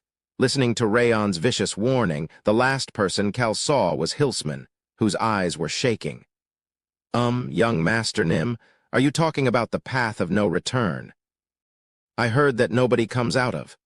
Who said that? Cal continued in a very quiet voice so that the innkeeper at the counter could not hear. That is not the case for me.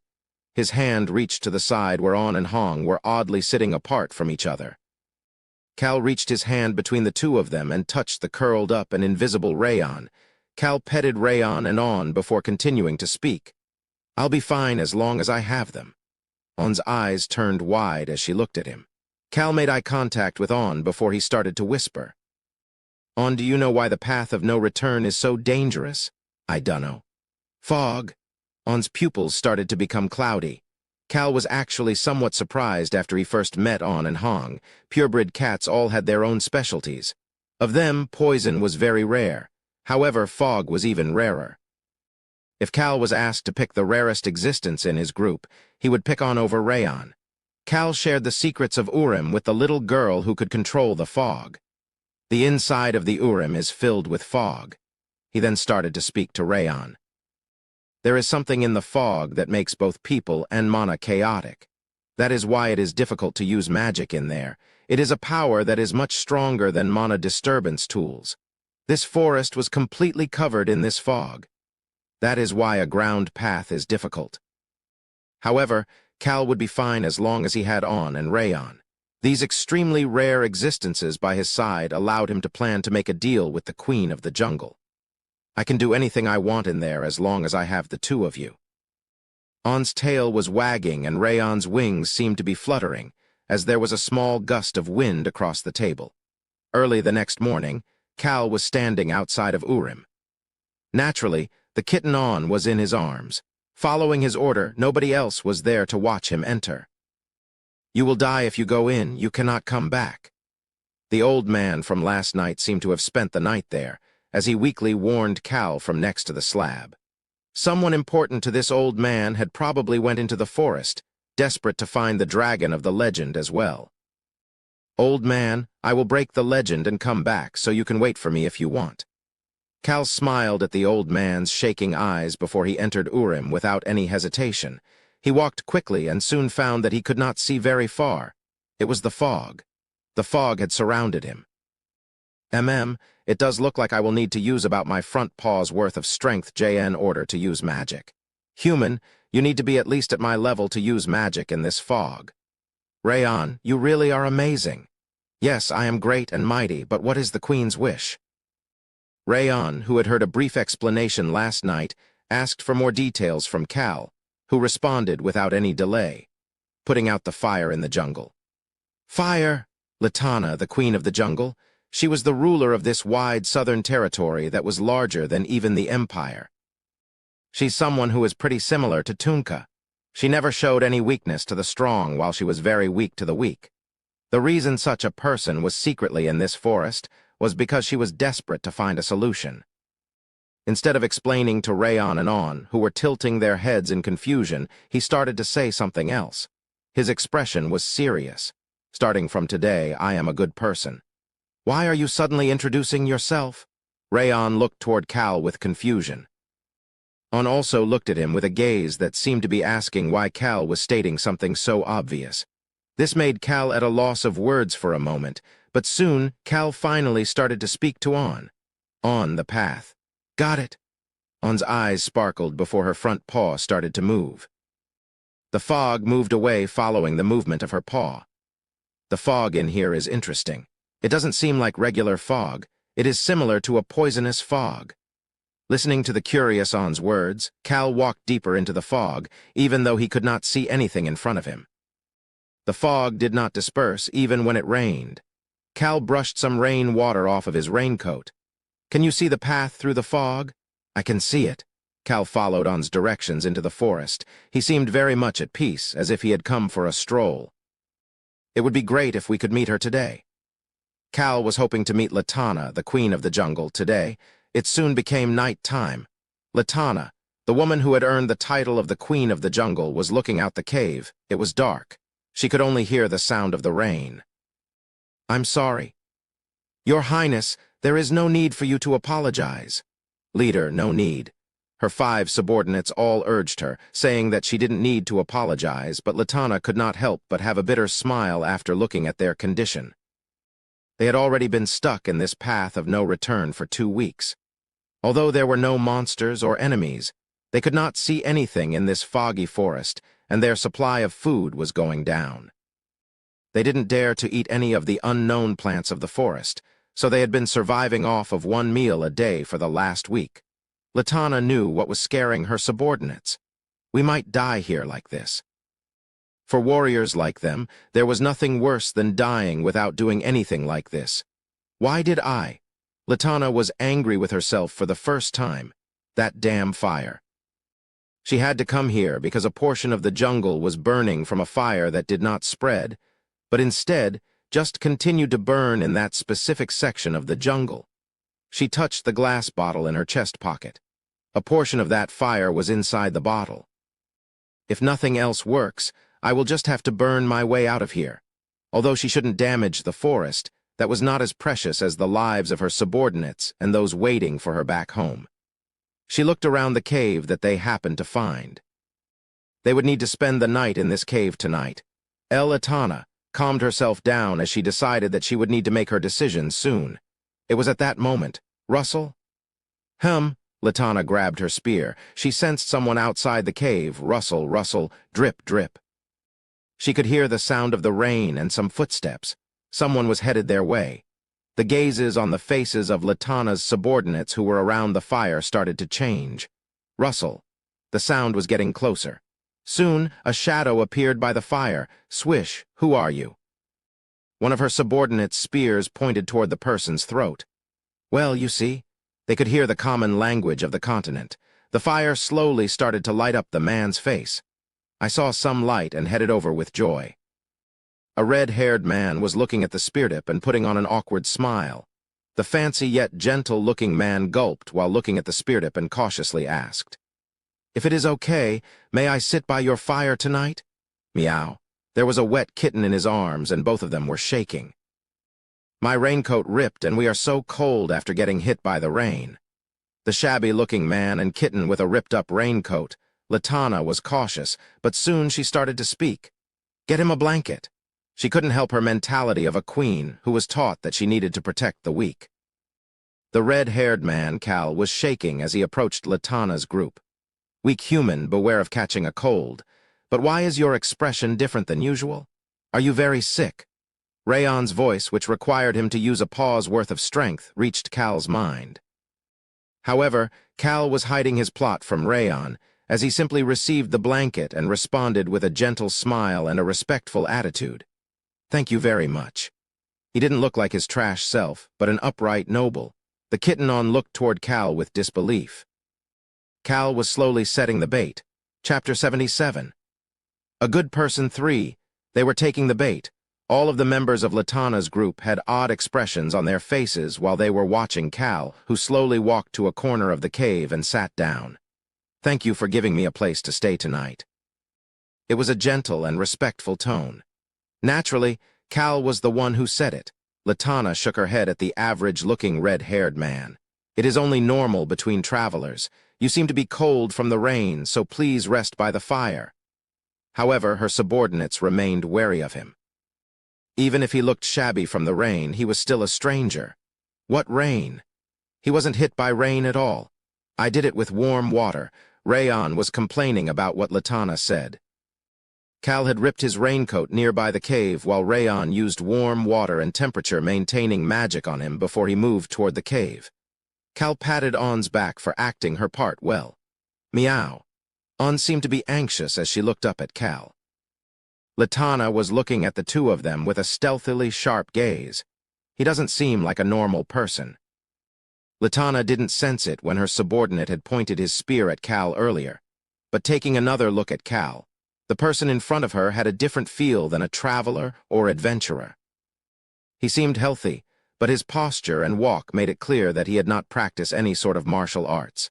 However, he did not seem like he was a mage nor any other type of strong individual either. Her intuition was spot on. "You seem as strong as the tip of my claw again." Cal's body was surrounded by the dominating aura right now. While Latana was observing Cal, Cal was also observing Latana through the corner of his eye. The people of the southern jungle, otherwise known as the Southerners, were known for their bronze skin and firm physique. Having a natural location like the jungle as their home, they were very close to nature. Close to nature. That closeness to nature developed into a very different culture when comparing the Whipper Kingdom's citizens and the Southerners of the jungle. While the Whipper Kingdom developed a sense of survival of the fittest and struggle, the Southerners developed a sense of win-win and leader and followers. An awkward silence filled the cave. The voice that broke the silence was Cal's casual voice. "The rain seems to be getting stronger. We should leave the forest tomorrow, right on." The expression on the man's face as he gently spoke to the kitten was as warm as the fire. However, Ainz was looking at him with disbelief. "Why are you acting like this?" Rayon was confused as well. Latana and her subordinates all looked toward Cal with stiff expressions. Latana was able to make a guess based on what the man had just said. Mister? You can just call me Cal." "Yes, Mr. Cal." Latana could see that the man had a magic bag on him, but did not have a sword or anything else, as if he had just come into the forest for a stroll. He also seemed to know his way around.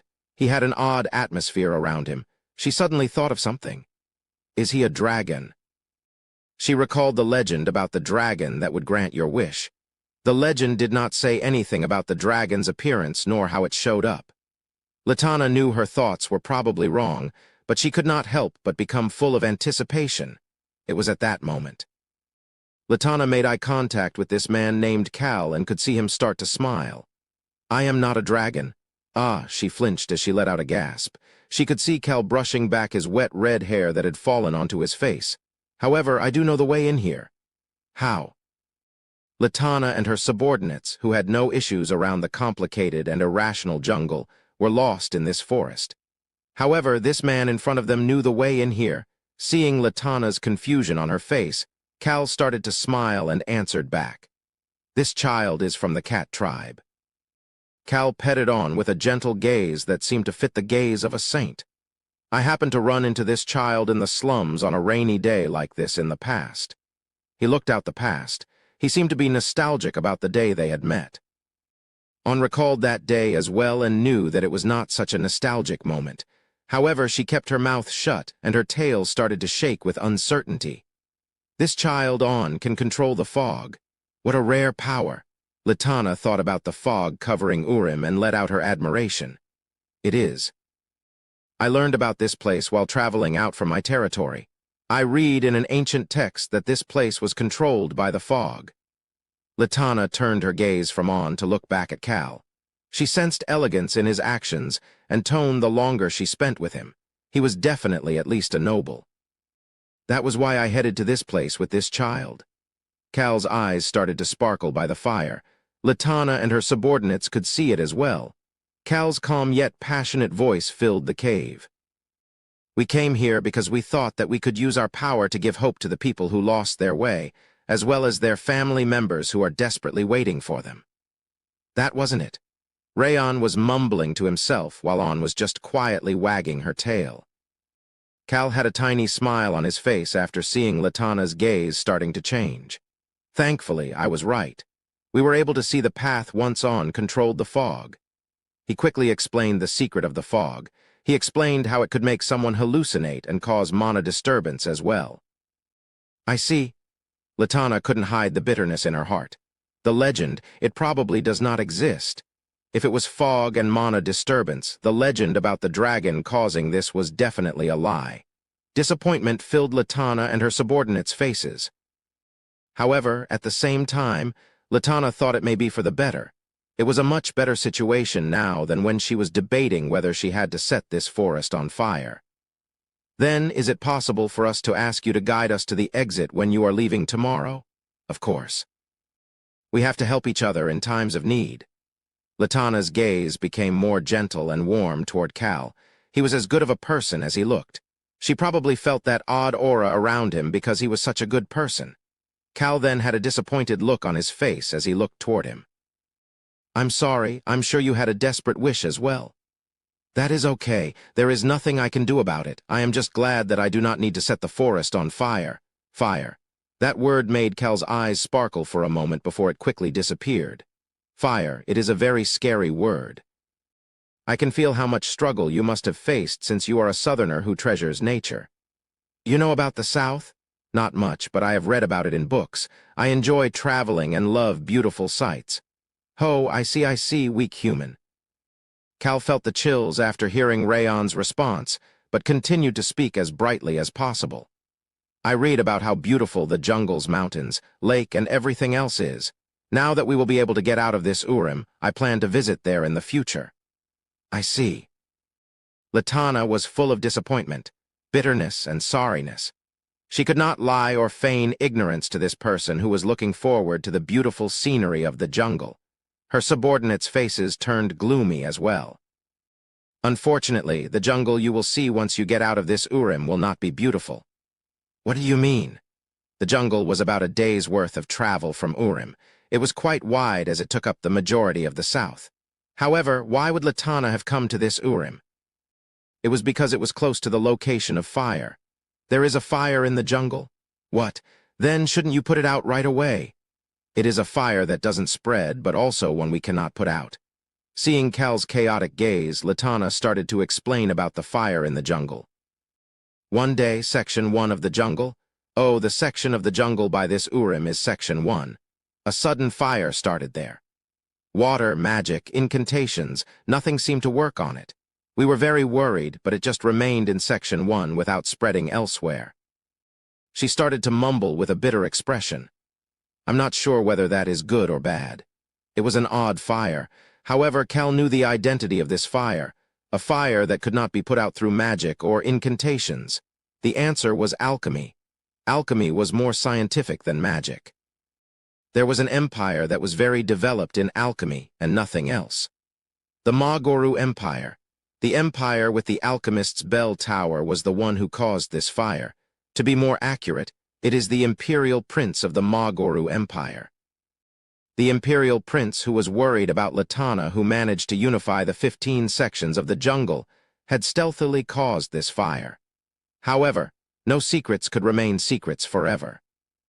By the end of Volume 4, Latana, who caused a fire in Urim to escape, finds out that the imperial prince is responsible for the jungle's fire and partners with Tunka, even though his philosophy of survival of the fittest was not a match with theirs, to take on the Magoru Empire. The queen, who rides a black panther instead of a horse, led her warriors to protect the jungle. But that isn't my problem. Cal did not want to take part in that at all. He was just going to take care of the fire and get paid for it, before taking care of a few other things and returning to the Hennetus territory. It was because he did not want to see the imperial prince of the Magoru Empire. He's not a good person. Crown Prince Alberu and the Empire's imperial prince were similar people. That was why Cal could consider him to be a peer, but it was a bit different. Crown Prince Alberu cared about justice. That was why it was easy for Cal to talk to and put him to use. However, the imperial prince was not like that. He only cared for himself. He was also very sly and insidious. He was similar to Cal, but different.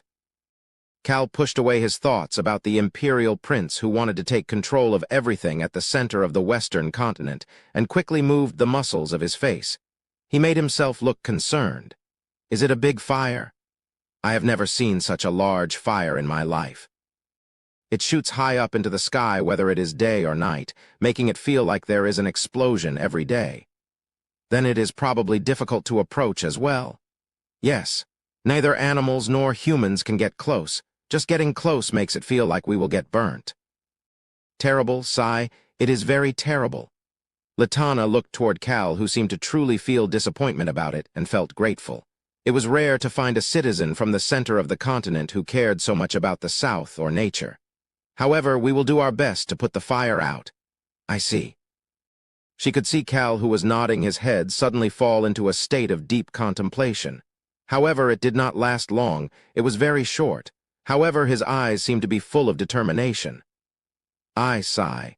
He brushed his face after suddenly stopping and sighing.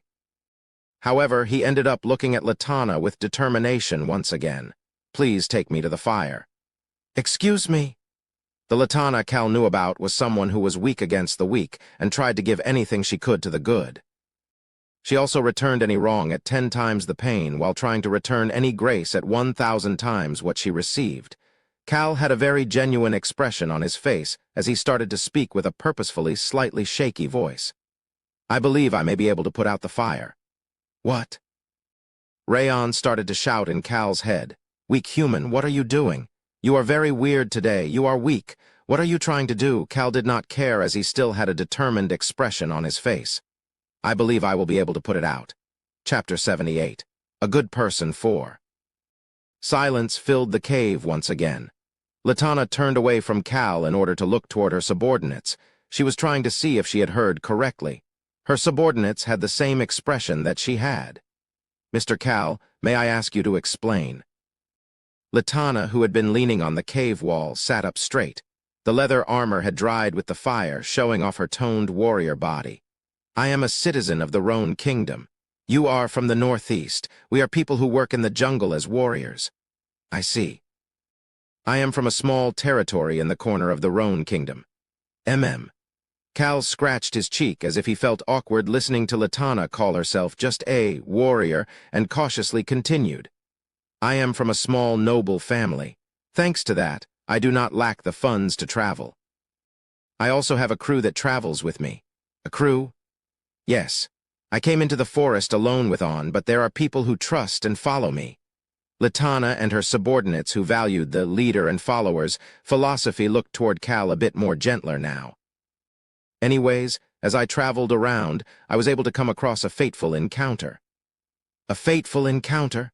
Cal had a bitter smile on his face and started to scrunch his eyes like he was recalling a difficult memory. Yes, I was caught up in an ocean whirlpool and barely managed to get out. Once I got out, I found this fateful encounter inside a cave.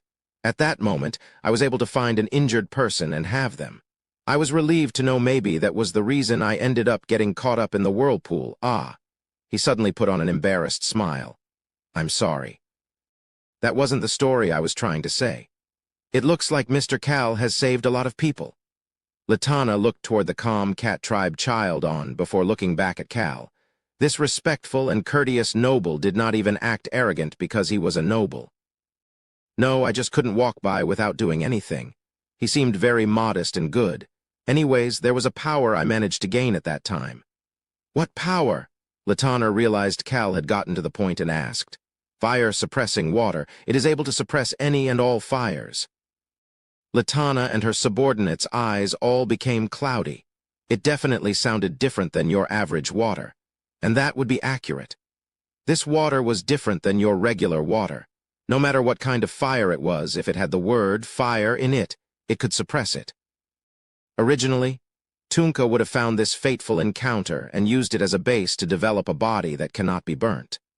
However, Cal was not afraid of getting burnt because of his vitality of the heart. It would hurt a bit, but the vitality of the heart would let him recover right away. Why would he use something like this in addition to that? Instead, Cal had put that water into the absorbing necklace that Locke had brought back. Cal cautiously added on. However, there is a limit to how much I can use, so I am not sure if it will be enough. Ah, Latana let out a gasp. She opened and closed her mouth a couple times before finally asking. It sounds like a precious power. Is it okay to use it for us? Cal worked hard to prevent the corners of his lips from moving upward. There definitely was a limit to how much he could use. It is limited to putting out a fire about the size of the entire Western continent. As long as Cal was not putting out a fire that burned across the entire Western continent, he had enough to last him a lifetime. However, it wasn't like he had lied to her. How should I address you? You can call me Lena. One of her subordinates flinched. Cal pretended not to see and called out Latana's fake name, Miss Lena. Yes, there is no precious or not precious when it comes to powers. I believe the important thing is how you use that power. Latana and her subordinates could see that Cal's eyes were clearer than ever. If I can use this power of mine to save the nature, the animals, the plants, as well as people and their livelihood, I believe I definitely need to use it. Latana subconsciously started to clench her fists. Her heart was also beating quickly. Of course, now that it has recognized me as its master, I need to personally go there to use it. It might take some time and be burdensome. Do you need to go into the fire to use it? I think inside the fire might be difficult, but I probably have to at least get near it. Cal could see Latana starting to frown. Both gratitude and sorriness filled her heart. It was the same for her subordinates as well. Of course, two of them were still wary of Cal, but even they were grateful to Cal. Cal then launched the final blow. I will be very happy if my power can be of assistance. I want to save and help everyone. This isn't the weak human I know. No, you are a good person, but still, this isn't like you. Anyways, saving someone is a great deed. The 4-year-old became chaotic before coming to a conclusion. On the other hand, An just yawned and looked away from Cal. Thank you very, very much. Cal put a gentle smile on his face in response. However, his eyes were coldly observing Latana and her subordinates. Latana had come to the forest, leaving behind the jungle and people she needed to protect with a single ray of hope. They had been here for 2 weeks with no results. To them, Cal was no different than the dragon of legend. How could we repay you for your gratitude? Gratitude?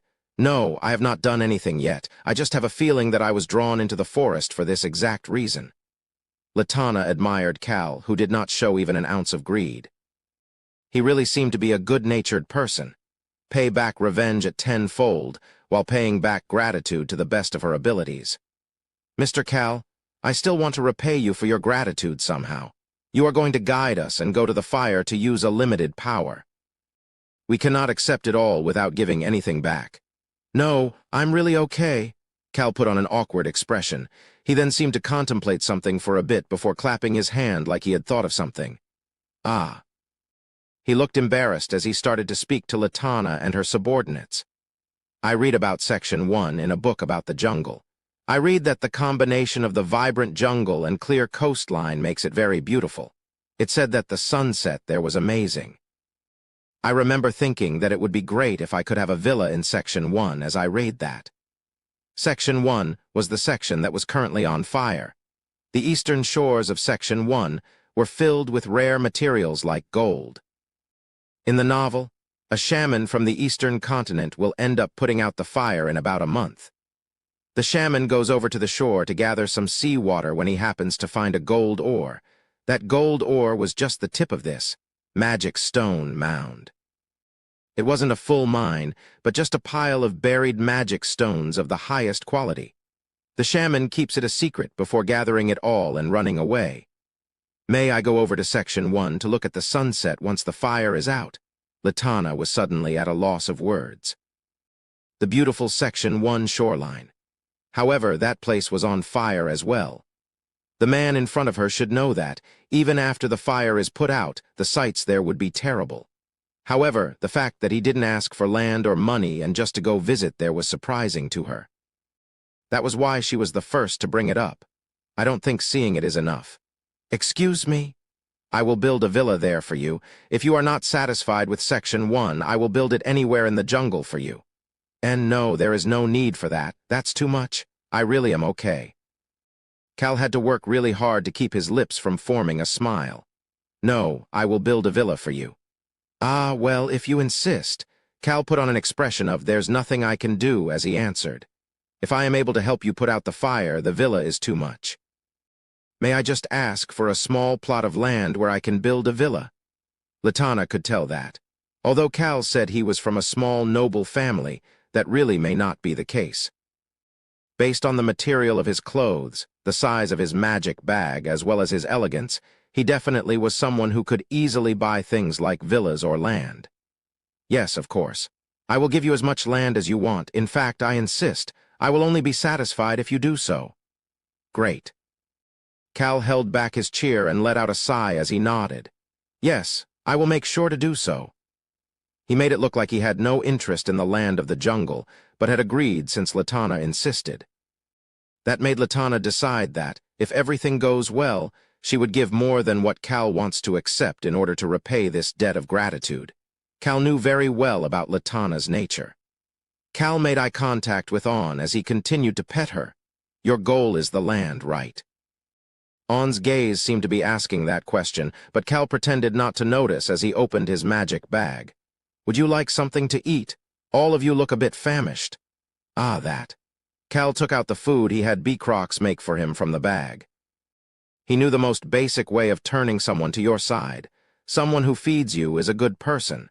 That was how he had earned Choi Han's trust as well. Cal touched the blanket that Latana's subordinate had handed him as he continued to speak. You can treat it as the cost of this blanket. Let's share a meal together and move tomorrow. The atmosphere went from casual to very friendly. First, we will return to the village where my crew is at, and then cut through the forest to the jungle. Please go on and eat. Cal continued to lay it on thick for Latana and her subordinates. You can't use any strength to save the jungle if you don't eat. Cal's words made Latana and her subordinates think about the people waiting for them. As for Cal, the magic stones were waiting for him. Latana looked toward the food that was still fresh and warm because it had been in the magic bag and grabbed the fork that Cal handed her. She then started to mumble. The legend was not very far away. Excuse me, Cal had heard the whole thing, but pretended like he did not hear a word. No, nothing. This is delicious, Mr. Cal. I'm glad. Latana and her subordinates were able to have a relaxing and full night for the first time in 2 weeks. Aun peeked at Cal, who watched them with satisfaction before letting out a sigh. Mr. Cal, this is amazing. Right. Aun is amazing. Cal peeked at Latana and her subordinates, who were following behind him. Looking at the 6 of them under the sun made it very easy to see that they were strong warriors. There were 2 different types of warriors in the southern continent. Someone like Tunka was the fighter, type, while the northern knights were more the warriors. The people of the jungle were a mix of the two. They were both good at fighting and at training their martial arts or weapon arts. "Miss Lena, we are almost at Hoik village." Cal could see Latana and her subordinates tighten the raincoats around them after hearing his words. They had suddenly ended up crossing the border, so they were covering themselves up as much as possible with their dark blue raincoats. Latana was especially making sure to cover her black hair. The royal family had pitch black hair. Since she was on a smaller side for a southerner and was working hard in order to hide her identity, it was difficult for anyone to tell that Latana was a strong warrior. However, Cal knew the truth, one level under Choi Han. She was much stronger than Tunka. One level under Choi Han meant that she was very strong. Once she got on her Black Panther and used her spears, nobody was able to catch her. She was like the Reaper of Death to her enemies, even in broad daylight, as she moved around in the jungle that was dark from the shadows of the forest. That was how she had become the queen who unified the jungle. The head of the jungle needed to both be empathetic and strong. They needed to protect their tribe. We are almost there. Cal could feel Latana's group behind him as he started to walk forward once again. On was controlling the fog to open up a path for them. The fog started to move away. "Ah," Latana's subordinates let out a gasp. They could feel that they were finally getting out of this path of no return. Cal just continued to walk in silence. Latana and her subordinates trusted Cal even more as they watched him leisurely walk down the path. Drip. Drip. The rain fell on the new raincoat that Cal had received from Latana. "We are here." Finally, the fog lifted and they could see the entrance of Hoik village. He had returned. "Ha!" A gasp-like laughter escaped from Cal's mouth. "Meow!" On jumped out of Cal's arms and started to run. "Meow!" Hong ran toward her as well. The siblings ran into each other and started to rub their cheeks against each other. Cal had his arms crossed as he watched the two kittens before starting to frown after seeing the people standing next to the slab. "Why are you all out here in the rain?" Hans, Choi Han, and Rosalind were all waiting for him. None of them responded. Instead, they all just pretended as if they didn't hear him. "Young Master Nim, as the deputy butler, I could not go to sleep." "Cal Nim, it is cold. Who are the people behind you?" "Young Master Cal, did you have a good trip?" Cal uncrossed his arms and headed to them. He stood in front of them and started to speak. "I'm back." Cal didn't want to see the smiles on their faces, so he turned around. His gaze then fell on the people who were staring at him. It was the families of the people who had gone in and never came back. Cal headed toward the old man who was sitting next to the slab. It was the same one who had warned him about going into the forest.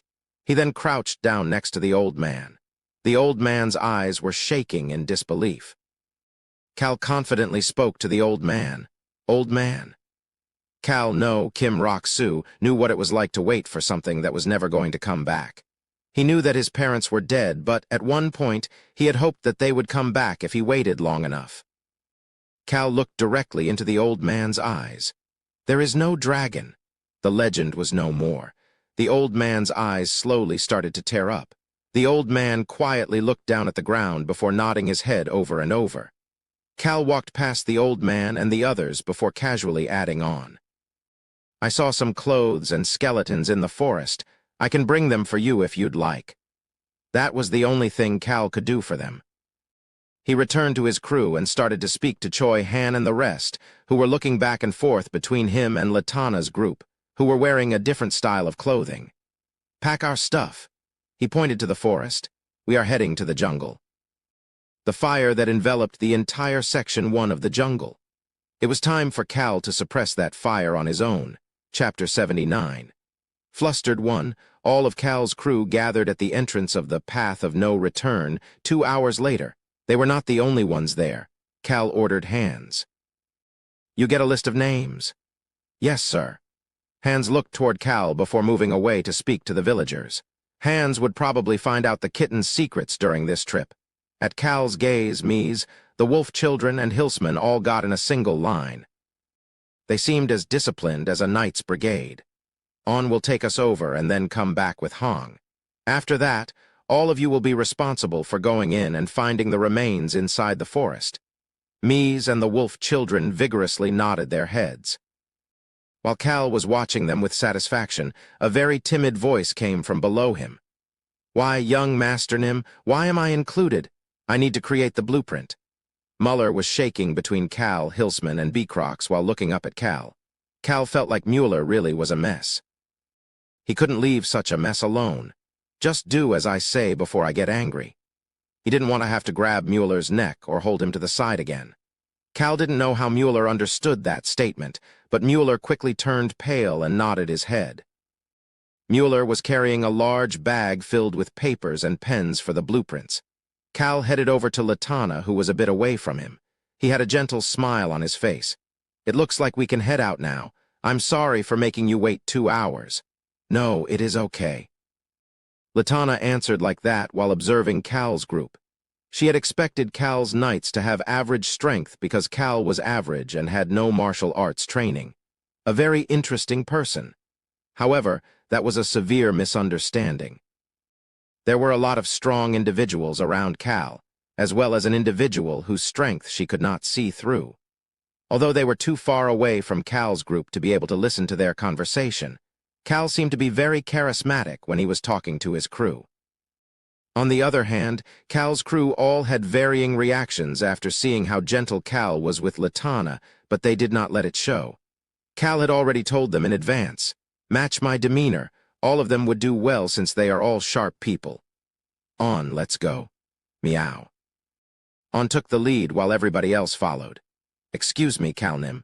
Choi Han approached Cal, who had been walking in the front with On. He seemed like he had something to say. Cal made sure Latana's group was a bit away behind Rosalind before looking back at Choi Han. "What is it?" "Is the jungle fire they're doing as well?" It was a cautious yet sharp gaze. Cal immediately knew who the they that Choi Han was referring to were. The secret organization that caused the Plaza Terror incident. He was talking about them. "No, it is not them this time." Originally, Choi Han would run into the secret organization at the capital and then lightly in the Breck Kingdom. However, it did not seem like he had run into them while he was there. "I see. I thought it would be another bit of information about them since you happen to know about it, just like the terror incident." "I still remember my vow." Cal reminded Choi Han once more. "I will let you know when I find out their identity, so don't worry." "Yes, sir." Choi Han could see Cal cutting through the fog like his usually confident self. He opened and closed his lips a few times before finally starting to speak. "Don't try to do all of the hard stuff on your own." "What is he talking about?" Cal looked downward Choi Han with disbelief. It was at that moment. "I agree with that as well." Rosalind, who had been in the middle in order to keep Latana's group away from Choi Han and Cal, started to smile. Cal found it hard to understand the two of them. "Hard stuff. I really don't know what you are talking about." "I don't plan on doing any of the hard stuff at all." "Why would I do the hard stuff when there are so many people I can use around me?" Cal looked toward Rosalind with confusion as he answered.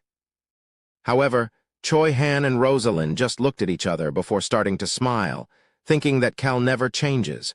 Those expressions made Cal feel significantly bitter. However, he just stopped asking and started to walk again as time was of the essence. Finally, after walking for the entire night, except for a short break, they were able to head out of the path of no return the next day. My gosh. Cal's crew were all shocked once they got out of the forest, black smoke.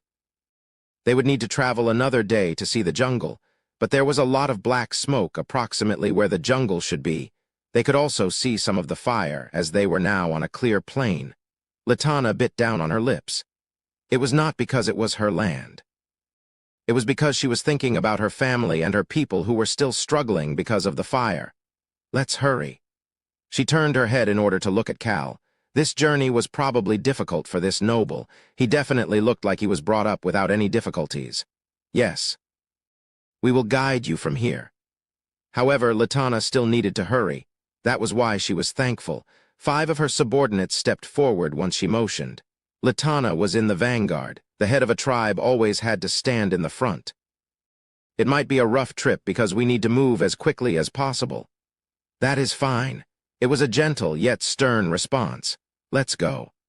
Latana started to walk instead of saying thank you. They headed toward the black smoke.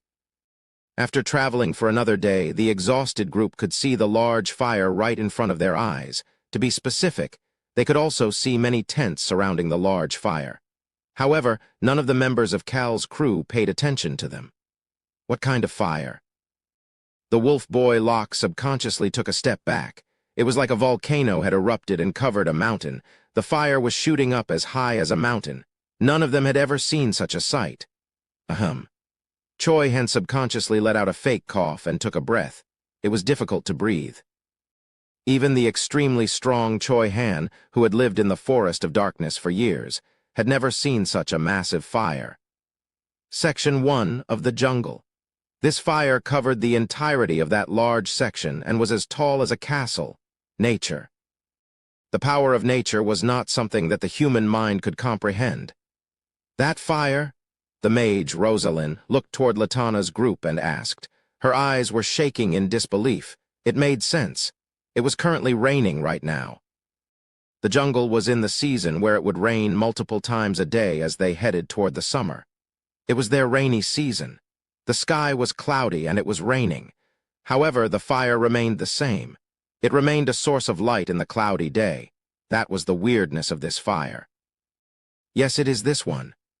Latana looked toward the fire with a bitter smile. As it had been until now, the fire remained in Section 1 without moving at all. The jungle is dying. She could see Locke taking a step back. She bit down on her lips. This scary natural disaster that was beyond human comprehension brought fear to everyone. Even the Southerners were too afraid to approach it and could only stay near the boundaries of the jungle. Latana turned toward Cal, who was quietly observing the fire. Would he still try to approach the fire after looking at how strong it was? She did not dare to say, "Let's go." It was at that moment. "It's hot." She heard Cal's voice as he took off his raincoat and jacket. After taking off the simple yet luxurious jacket that made it obvious that he was a noble, he pulled up the sleeves of his white shirt. He then turned around to look at Latana. "Let's go. I think I will need to go as close as possible to the fire. I may even need to go past the boundary." He seemed as relaxed as if he was on a stroll. Latana looked around to see Cal's subordinates looking as if they had expected Cal to act like this. She then turned around to look at her subordinates before looking back at Cal. "I will take you there. I can go on my own." Cal wanted to go on his own because he already knew how Latana was planning on taking him there. "No, it is dangerous." Latana turned her head around to see some people running toward them from the tents. "Your Highness! Our Queen!" Leader Nim, she could hear them calling her from afar. Latana gently smiled to Cal, who seemed to be shocked at their calling her Queen. Of course, Cal was just pretending to be shocked. He was also shocked for real, but it definitely was not because Latana was a queen, though. Wow, so big. A large animal was running toward Latana. Grrrr. 10. The large black panther rushed over at Latana's calling almost as if it was flying. Latana easily jumped on the back of the black panther that stopped in front of her. Latana, the queen of the jungle, and her black panther, 10. Cal understood why this pair had the nickname of the Reaper of Death. The black panther, that was a very dark blue color, was at least the size of 2 or 3 adult men. She started to speak while sitting on top of the panther. 10 and I will take you there. At that moment, her subordinates who had run over from the tents looked back and forth between her and Cal. "Your Highness, these people are—" Latana did not answer the question right away. Instead, she looked toward the people who were slowly starting to come out of the safe zone after hearing that she was back. She could also see some animals as well. These were the people who used to live in Section 1. They were probably waiting for her. That was why she needed to come back with the dragon from the legends. He is a dragon. "Excuse me." Latana smiled at her subordinate, who looked toward her with confusion. She then reached her hand out to Cal. "Please get on, Mr. Cal, GRR." Cal did not want to get on after seeing the Black Panther start to growl. The Black Panther, 10, was staring at Locke. At that moment, one of Latana's subordinates who were with Cal stepped forward. He explained to the rest of the subordinates in Section 1. "We escorted this sir here because he believes he can put out the fire." "Can he really put out the fire?" All of the shocked gazes turned toward Cal. Choi Han and the rest got in front of Cal to defend him. Calnim, it is dangerous. I will escort you to it. No need. Cal shook his head at Choi Han's question. That heat will make you get burnt if you get close. It is dangerous. All of you just stay in the safe zone. They would just be baggage if they came with him. The fire did not need anyone else's strength to put out. Miss Rosalind, shield, please. Sure. Rosalind sighed before putting a shield around Cal, Latana, and Ten. Rosalind already knew about Latana's true identity, although Latana didn't seem to know about Rosalind's. Since she is the queen of the jungle, she will escort you there through the safest and best path. Have a nice trip, young Master Cal. I don't want to ride this Black Panther. Cal just needed to rush over with the sound of the wind. He continued to stare at Latana, whose hand was still reaching out to him, his crew, and the confused jungle people before sighing and grabbing Latana's hand. He then got on the Black Panther. He was scared of falling off, so he clenched onto the Black Panther's fur. Let's go. Latana sat up straight before turning around away from Cal, who was looking at the fire that was off in the distance. She then crouched down and spoke to Ten. Ten, take us to the fire. GRR, Latana sat back up and the large Black Panther started to move. The Black Panther and black-haired woman rode toward the fire with the red-haired man. They soon crossed through the safe zone and toward the boundary. Your Highness? Ten, what is going on? She could see the people calling out to them as they rushed past the tents. Everybody looked haggard. She bit down on her lips. Let us go even faster. She could hear Cal's voice coming from behind her. 10, faster. 10 started to move faster in response to Latana's command. Cal's crew and Latana's subordinates followed behind them, but they were too slow. Rustle, rustle, drip, drip. The leaves, grass, and rain all landed on Cal's shirt. However, the dampness instantly disappeared. It is enormous. Cal got off the Black Panther once they got to the boundary. He could feel intense heat from the fire. Sparks of fire were whirling around like hail inside of the boundary. Imperial Prince, you crazy bastard. Looking at the fire in person made Cal realize that the Imperial Prince really was a crazy bastard. This fire is weird. He could hear Rayon's voice in his head. Cal sternly spoke to Latana, who was approaching him. Miss Lena, please step back. But it looks like I will need to go closer to the fire. He would need to use about a third of the fire-suppressing water to put out this fire. Seeing it in person, he could tell that this was worlds apart than a normal mountain fire. I'll need to use a good amount since I don't know the strength of the water and the necklace. He would just need to use more of it if it didn't work. Cal thought about it simply before speaking to the two who came with him. Latana and Ten would get in his way from here on. Please step back. Latana could not respond after seeing Cal's stern demeanor. GRRR. At that moment, Ten pulled on her clothes to move her back. 10. Latana looked toward Ten with an odd expression. The Black Panther 10 did not run away from anything. Latana found it weird that such a child was telling her to step back and leave Cal here. At that moment, she heard Cal's voice. It looks like that child trusts me. Excuse me. The man with hair as red as the fire started to smile. It was a relaxed smile. I will not get hurt. I will return after putting out the fire, so please step back and watch. Well, you can always save me if it looks dangerous. With that, Cal entered the boundary without any hesitations. Latana watched him walk in before taking a few steps back. 10 crouched down and she got on his back. It was so that both of them could rush in right away to save Cal if it looked dangerous. Cal did not know about this as he got right up to the fire. It would have been dangerous if I didn't have the vitality of the heart. The heat was intense. However, he did not feel any pain.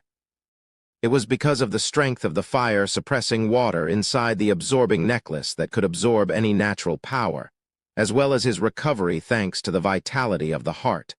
Weak human, that fire seems like a crazy fire. It goes against the laws of nature. Rayon was loudly chirping in his mind, but Cal stood right in front of the fire before turning around. He could see Latana and Ten, as well as the tents in the distance. He could also see people approaching them from the tent. I told them not to come. He was sure it was his crew. Cal clicked his tongue and opened up his arms. Drizzle crackle Cal listened to the sound of the rain and the fire as he used the power of the absorbing necklace. Ooh, a crying noise started to echo out from Cal. At the same time, the necklace started to glow blue. Cal could feel the power of the water inside the necklace as he closed his eyes. If the fire is like hail, then he just needed to create real hail, the water that suppresses and dominates fire. Cal generously took out a third of that water. Splash! The water shot up from Cal's hand into the air. Ooh, ooh, ooh, ooh, ooh, ooh. The crying noise became louder as a giant wall appeared above Cal. It was a wall of water. He kept his eyes closed as he started to imagine a hailstorm. My gosh. Latana subconsciously let out a gasp of admiration. At the same time, 10 subconsciously stepped back. A large wave was being created in front of them. Watching this gave Latana the chills. Ooh, ooh, ooh, oh, drizzle! The rain and crying seemed to resonate with each other. The water that shot out was a dark blue color. The people rushing toward the boundary, as well as the people watching them from the tents, all stopped to blankly stare at this water wall. The fire in this area seemed like it was shooting up to the sky. The waves started to grow in size to match the fire. In the end, a giant wave that seemed like it could wipe anything out was created in the air. Cal opened his eyes and lifted up his head. Was 1/3 too much? Cal was a bit flustered. The wave that he created looked amazing and strong even to him. At that moment, he could hear Rayon's voice. Good idea. Let's just wipe this crazy fire out, human. Cal started to smile. Yes, let's wipe it out. Ooh, ooh, the crying noise suddenly stopped. Boom, the large wave crashed to the ground with the blue water wall covering the fire and the earth. Chapter 80. Flustered 2. A large hailstorm covered the ground. The fire-suppressing water ate up the fire along with everything else. Cal Nim, young master. The water also ate up Cal. Choi Han started to quickly move again. Rosalind used speed magic to rush past him first. They could not see Cal. The strong wave ate up everything without regards to friend nor foe. Sizzle! A large amount of water vapor started to rise up from Section 1. There was so much that you could see in front of you. That symbolized just one thing. The fire was being put out. Instead of the black smoke from earlier, white water vapor shot up to the sky. The wolf boy Locke just watched this with a blank expression. He looked down after feeling that his feet were getting cold. The large amount of water that had covered up Section 1 began to flow out toward Locke, and now the safe zone as well. However, the water that touched Locke's feet was no longer as strong as the wave. Ah! Locke turned his head after hearing someone gasp. It was one of Latana's subordinates who had been heading over to her. They were blankly staring at the water below their feet as well.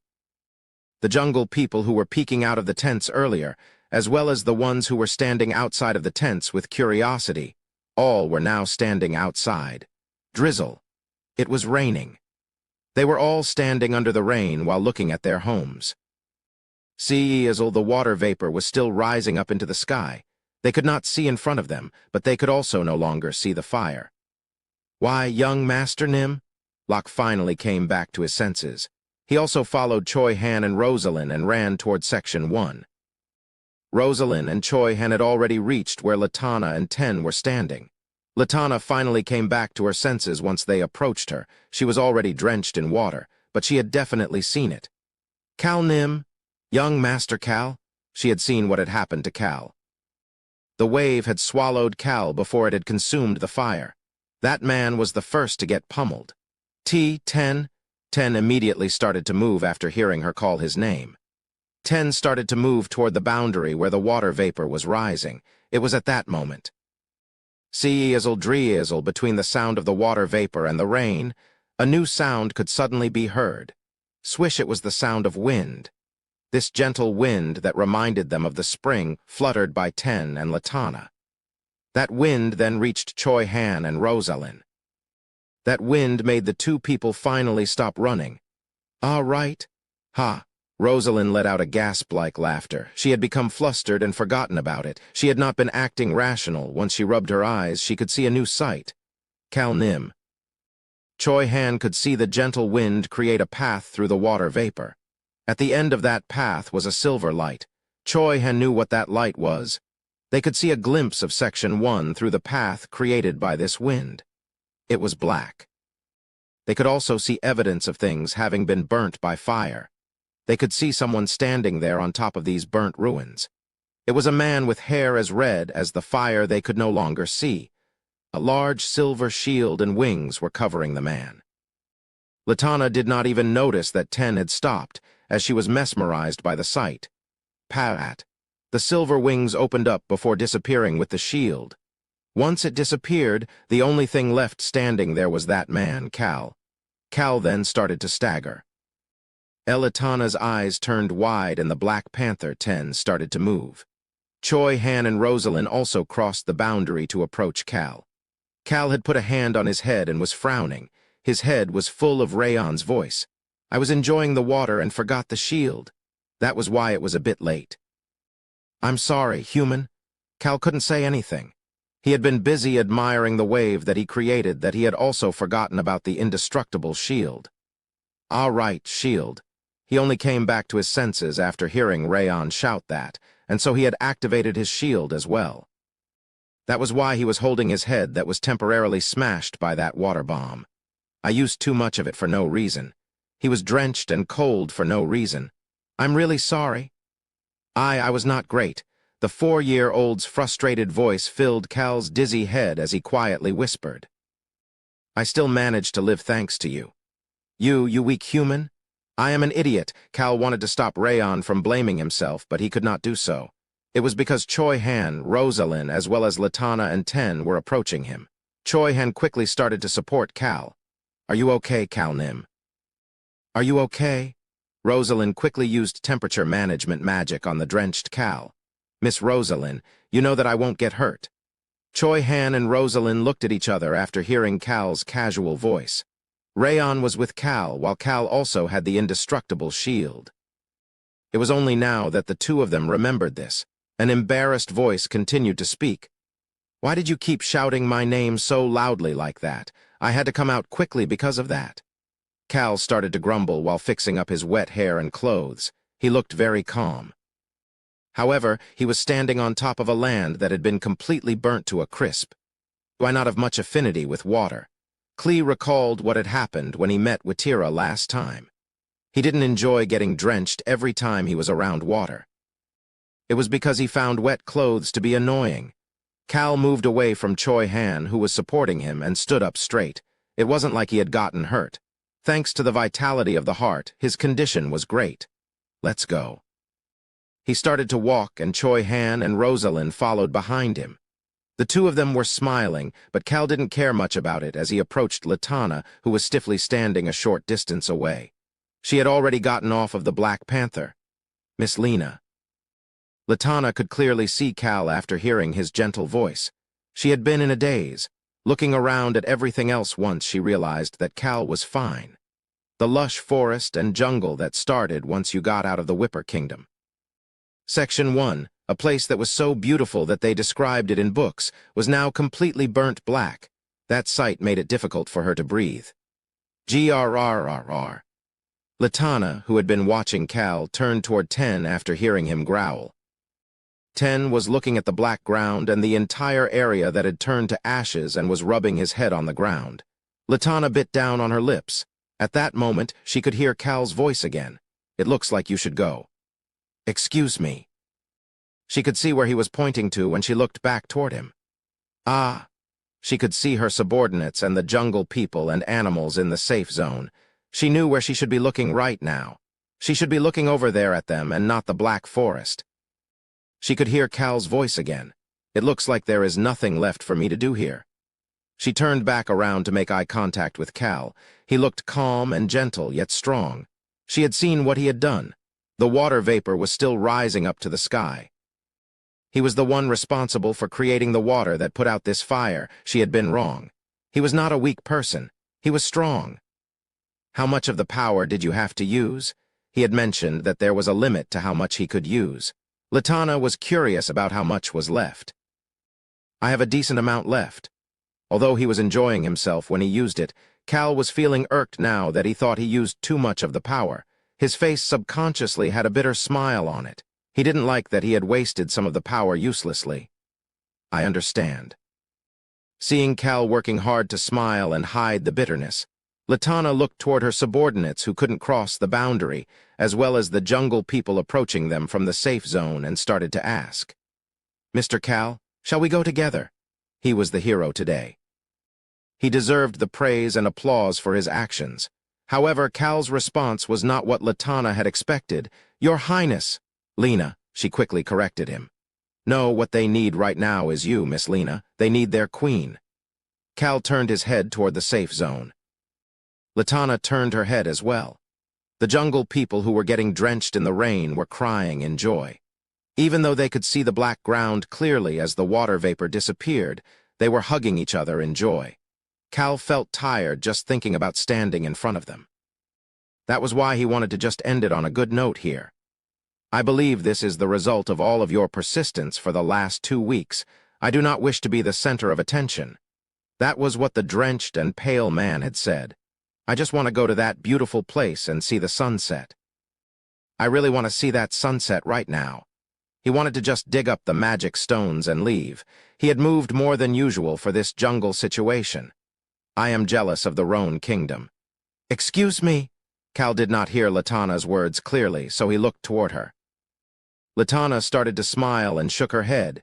"It's nothing." Latana swiftly got on 10 and crossed the boundary line. Sitting straight up on the Black Panther, she was sitting higher than the jungle people, even with her short stature. She put some strength into her throat and started to shout. "The fire is out. I'm sure that everyone here has seen it. Nature is fair like time. As time goes on, we will be able to recover our forest, so today will be a day we celebrate a new beginning." "Roar," 10 shouted out like he was agreeing with Latana. Drizzle, the sound of the rain, filled the silence for a moment. Wah, the void was then filled with the cheers of the people. Even now, the water that Cal had created was rushing toward the shores of Section 1, putting out any small remaining fires along the way. "Human, you will catch a cold. Hurry up and go rest." Cal ignored Rayon's nagging as he was guided by Latana's subordinates. The place they took him to was a quiet and clean tent that they had quickly prepared for him. "Please let us know if you need anything." "I do not need anything. I just want to rest quietly. If possible, I would like to leave as early as tomorrow as well." The subordinates who had crossed through Urim to get to the jungle with Cal had expressions of disbelief on their faces. However, they still gave Cal a positive response. "Yes, we will do our best to prepare whatever you need." Once the subordinates left, Cal looked around the tent. Choi Han and the rest were guided to other tents. However, there was someone who had followed Cal, Rayon. Rayon revealed himself after being called. "Tusk." Cal clicked his tongue. He picked up a towel and started to dry off the drenched dragon. Rayon had even forgotten to put a shield around himself while being mesmerized by the wave. "Dry yourself, human. You will catch a cold." Cal snorted at the 4-year-old's action before scrubbing Rayon's face. Rayon just sat there while Cal dried him. Cal threw that towel to the side before using another towel to dry his hair and taking one of the orbs he had received from Billows out of his pocket. "Connect." "All right, human." Rayon seemed to be happy about something, as he connected the magic communication device without any complaints. Cal sat down on a wooden chair as the magic communication device flew in front of him and connected. A person soon appeared on the magic communication device. "Huh. Why do you look like that?" It was Crown Prince Alberu. "You look like a drenched rat." Cal could see the mocking smile on Alberu's face as he put on the gentle smile he had put on for Latana. "How about you not smile like that?" As expected, it did not work on Alberu. Cal immediately put on his usual smile and leaned back on the chair. Alberu was used to this relaxed-looking Cal. "Your Highness, the star of the Roan Kingdom, how is Marquis Stan's family?" He had been out of contact for 3 weeks while he went to Hoik village. He had done a lot in these past 3 weeks. This was one of them. "How? It is currently changing the person in control. Why are you so curious about it?" At that moment, Rayon's voice filled Cal's head. "Is it finally time for my revenge, Marquis Stan and Venyan?" The things they had done to Rayon. In order for Rayon to completely overcome the trauma of his past torture, he needed to get revenge toward those who were involved in it. Cal had to hear Rayon's plans for revenge like a lullaby every time the two of them were alone. Dragons will never forget such shame. Rayon was looking to get compensation for his lost time and destroyed sense of confidence. That was the natural instincts of a dragon, the violent rulers of the world. Alberu observed Cal with an inspecting gaze. I'm letting you know because I am getting something in return for it, but I really can't understand why you are curious. It is only so that I can do things that you will like, Your Highness. Seeing Cal lie like it is nothing made Alberu snort. However, this was the truth. I am telling the truth. It would be good for Alberu as well. Alberu was feeling iffy about Cal's expression, but there was something he needed to do right now. That was why he started to speak. Hurry back to the castle. Yes, sir. Cal had no issues saying yes, since he was planning on going there anyway. Of course, Cal wasn't going to rush over. He was going to do whatever he needed to do here first. He chatted with the Crown Prince about a couple different things before ending the conversation. He then ate some food before falling asleep. Of course, he had to listen to Rayon's plans for revenge like a lullaby, as usual, the next morning. Miss Lena, I wish to go over there. Cal was telling Latana that he wanted to go to the shoreline. There was no reason for him to stay here any longer.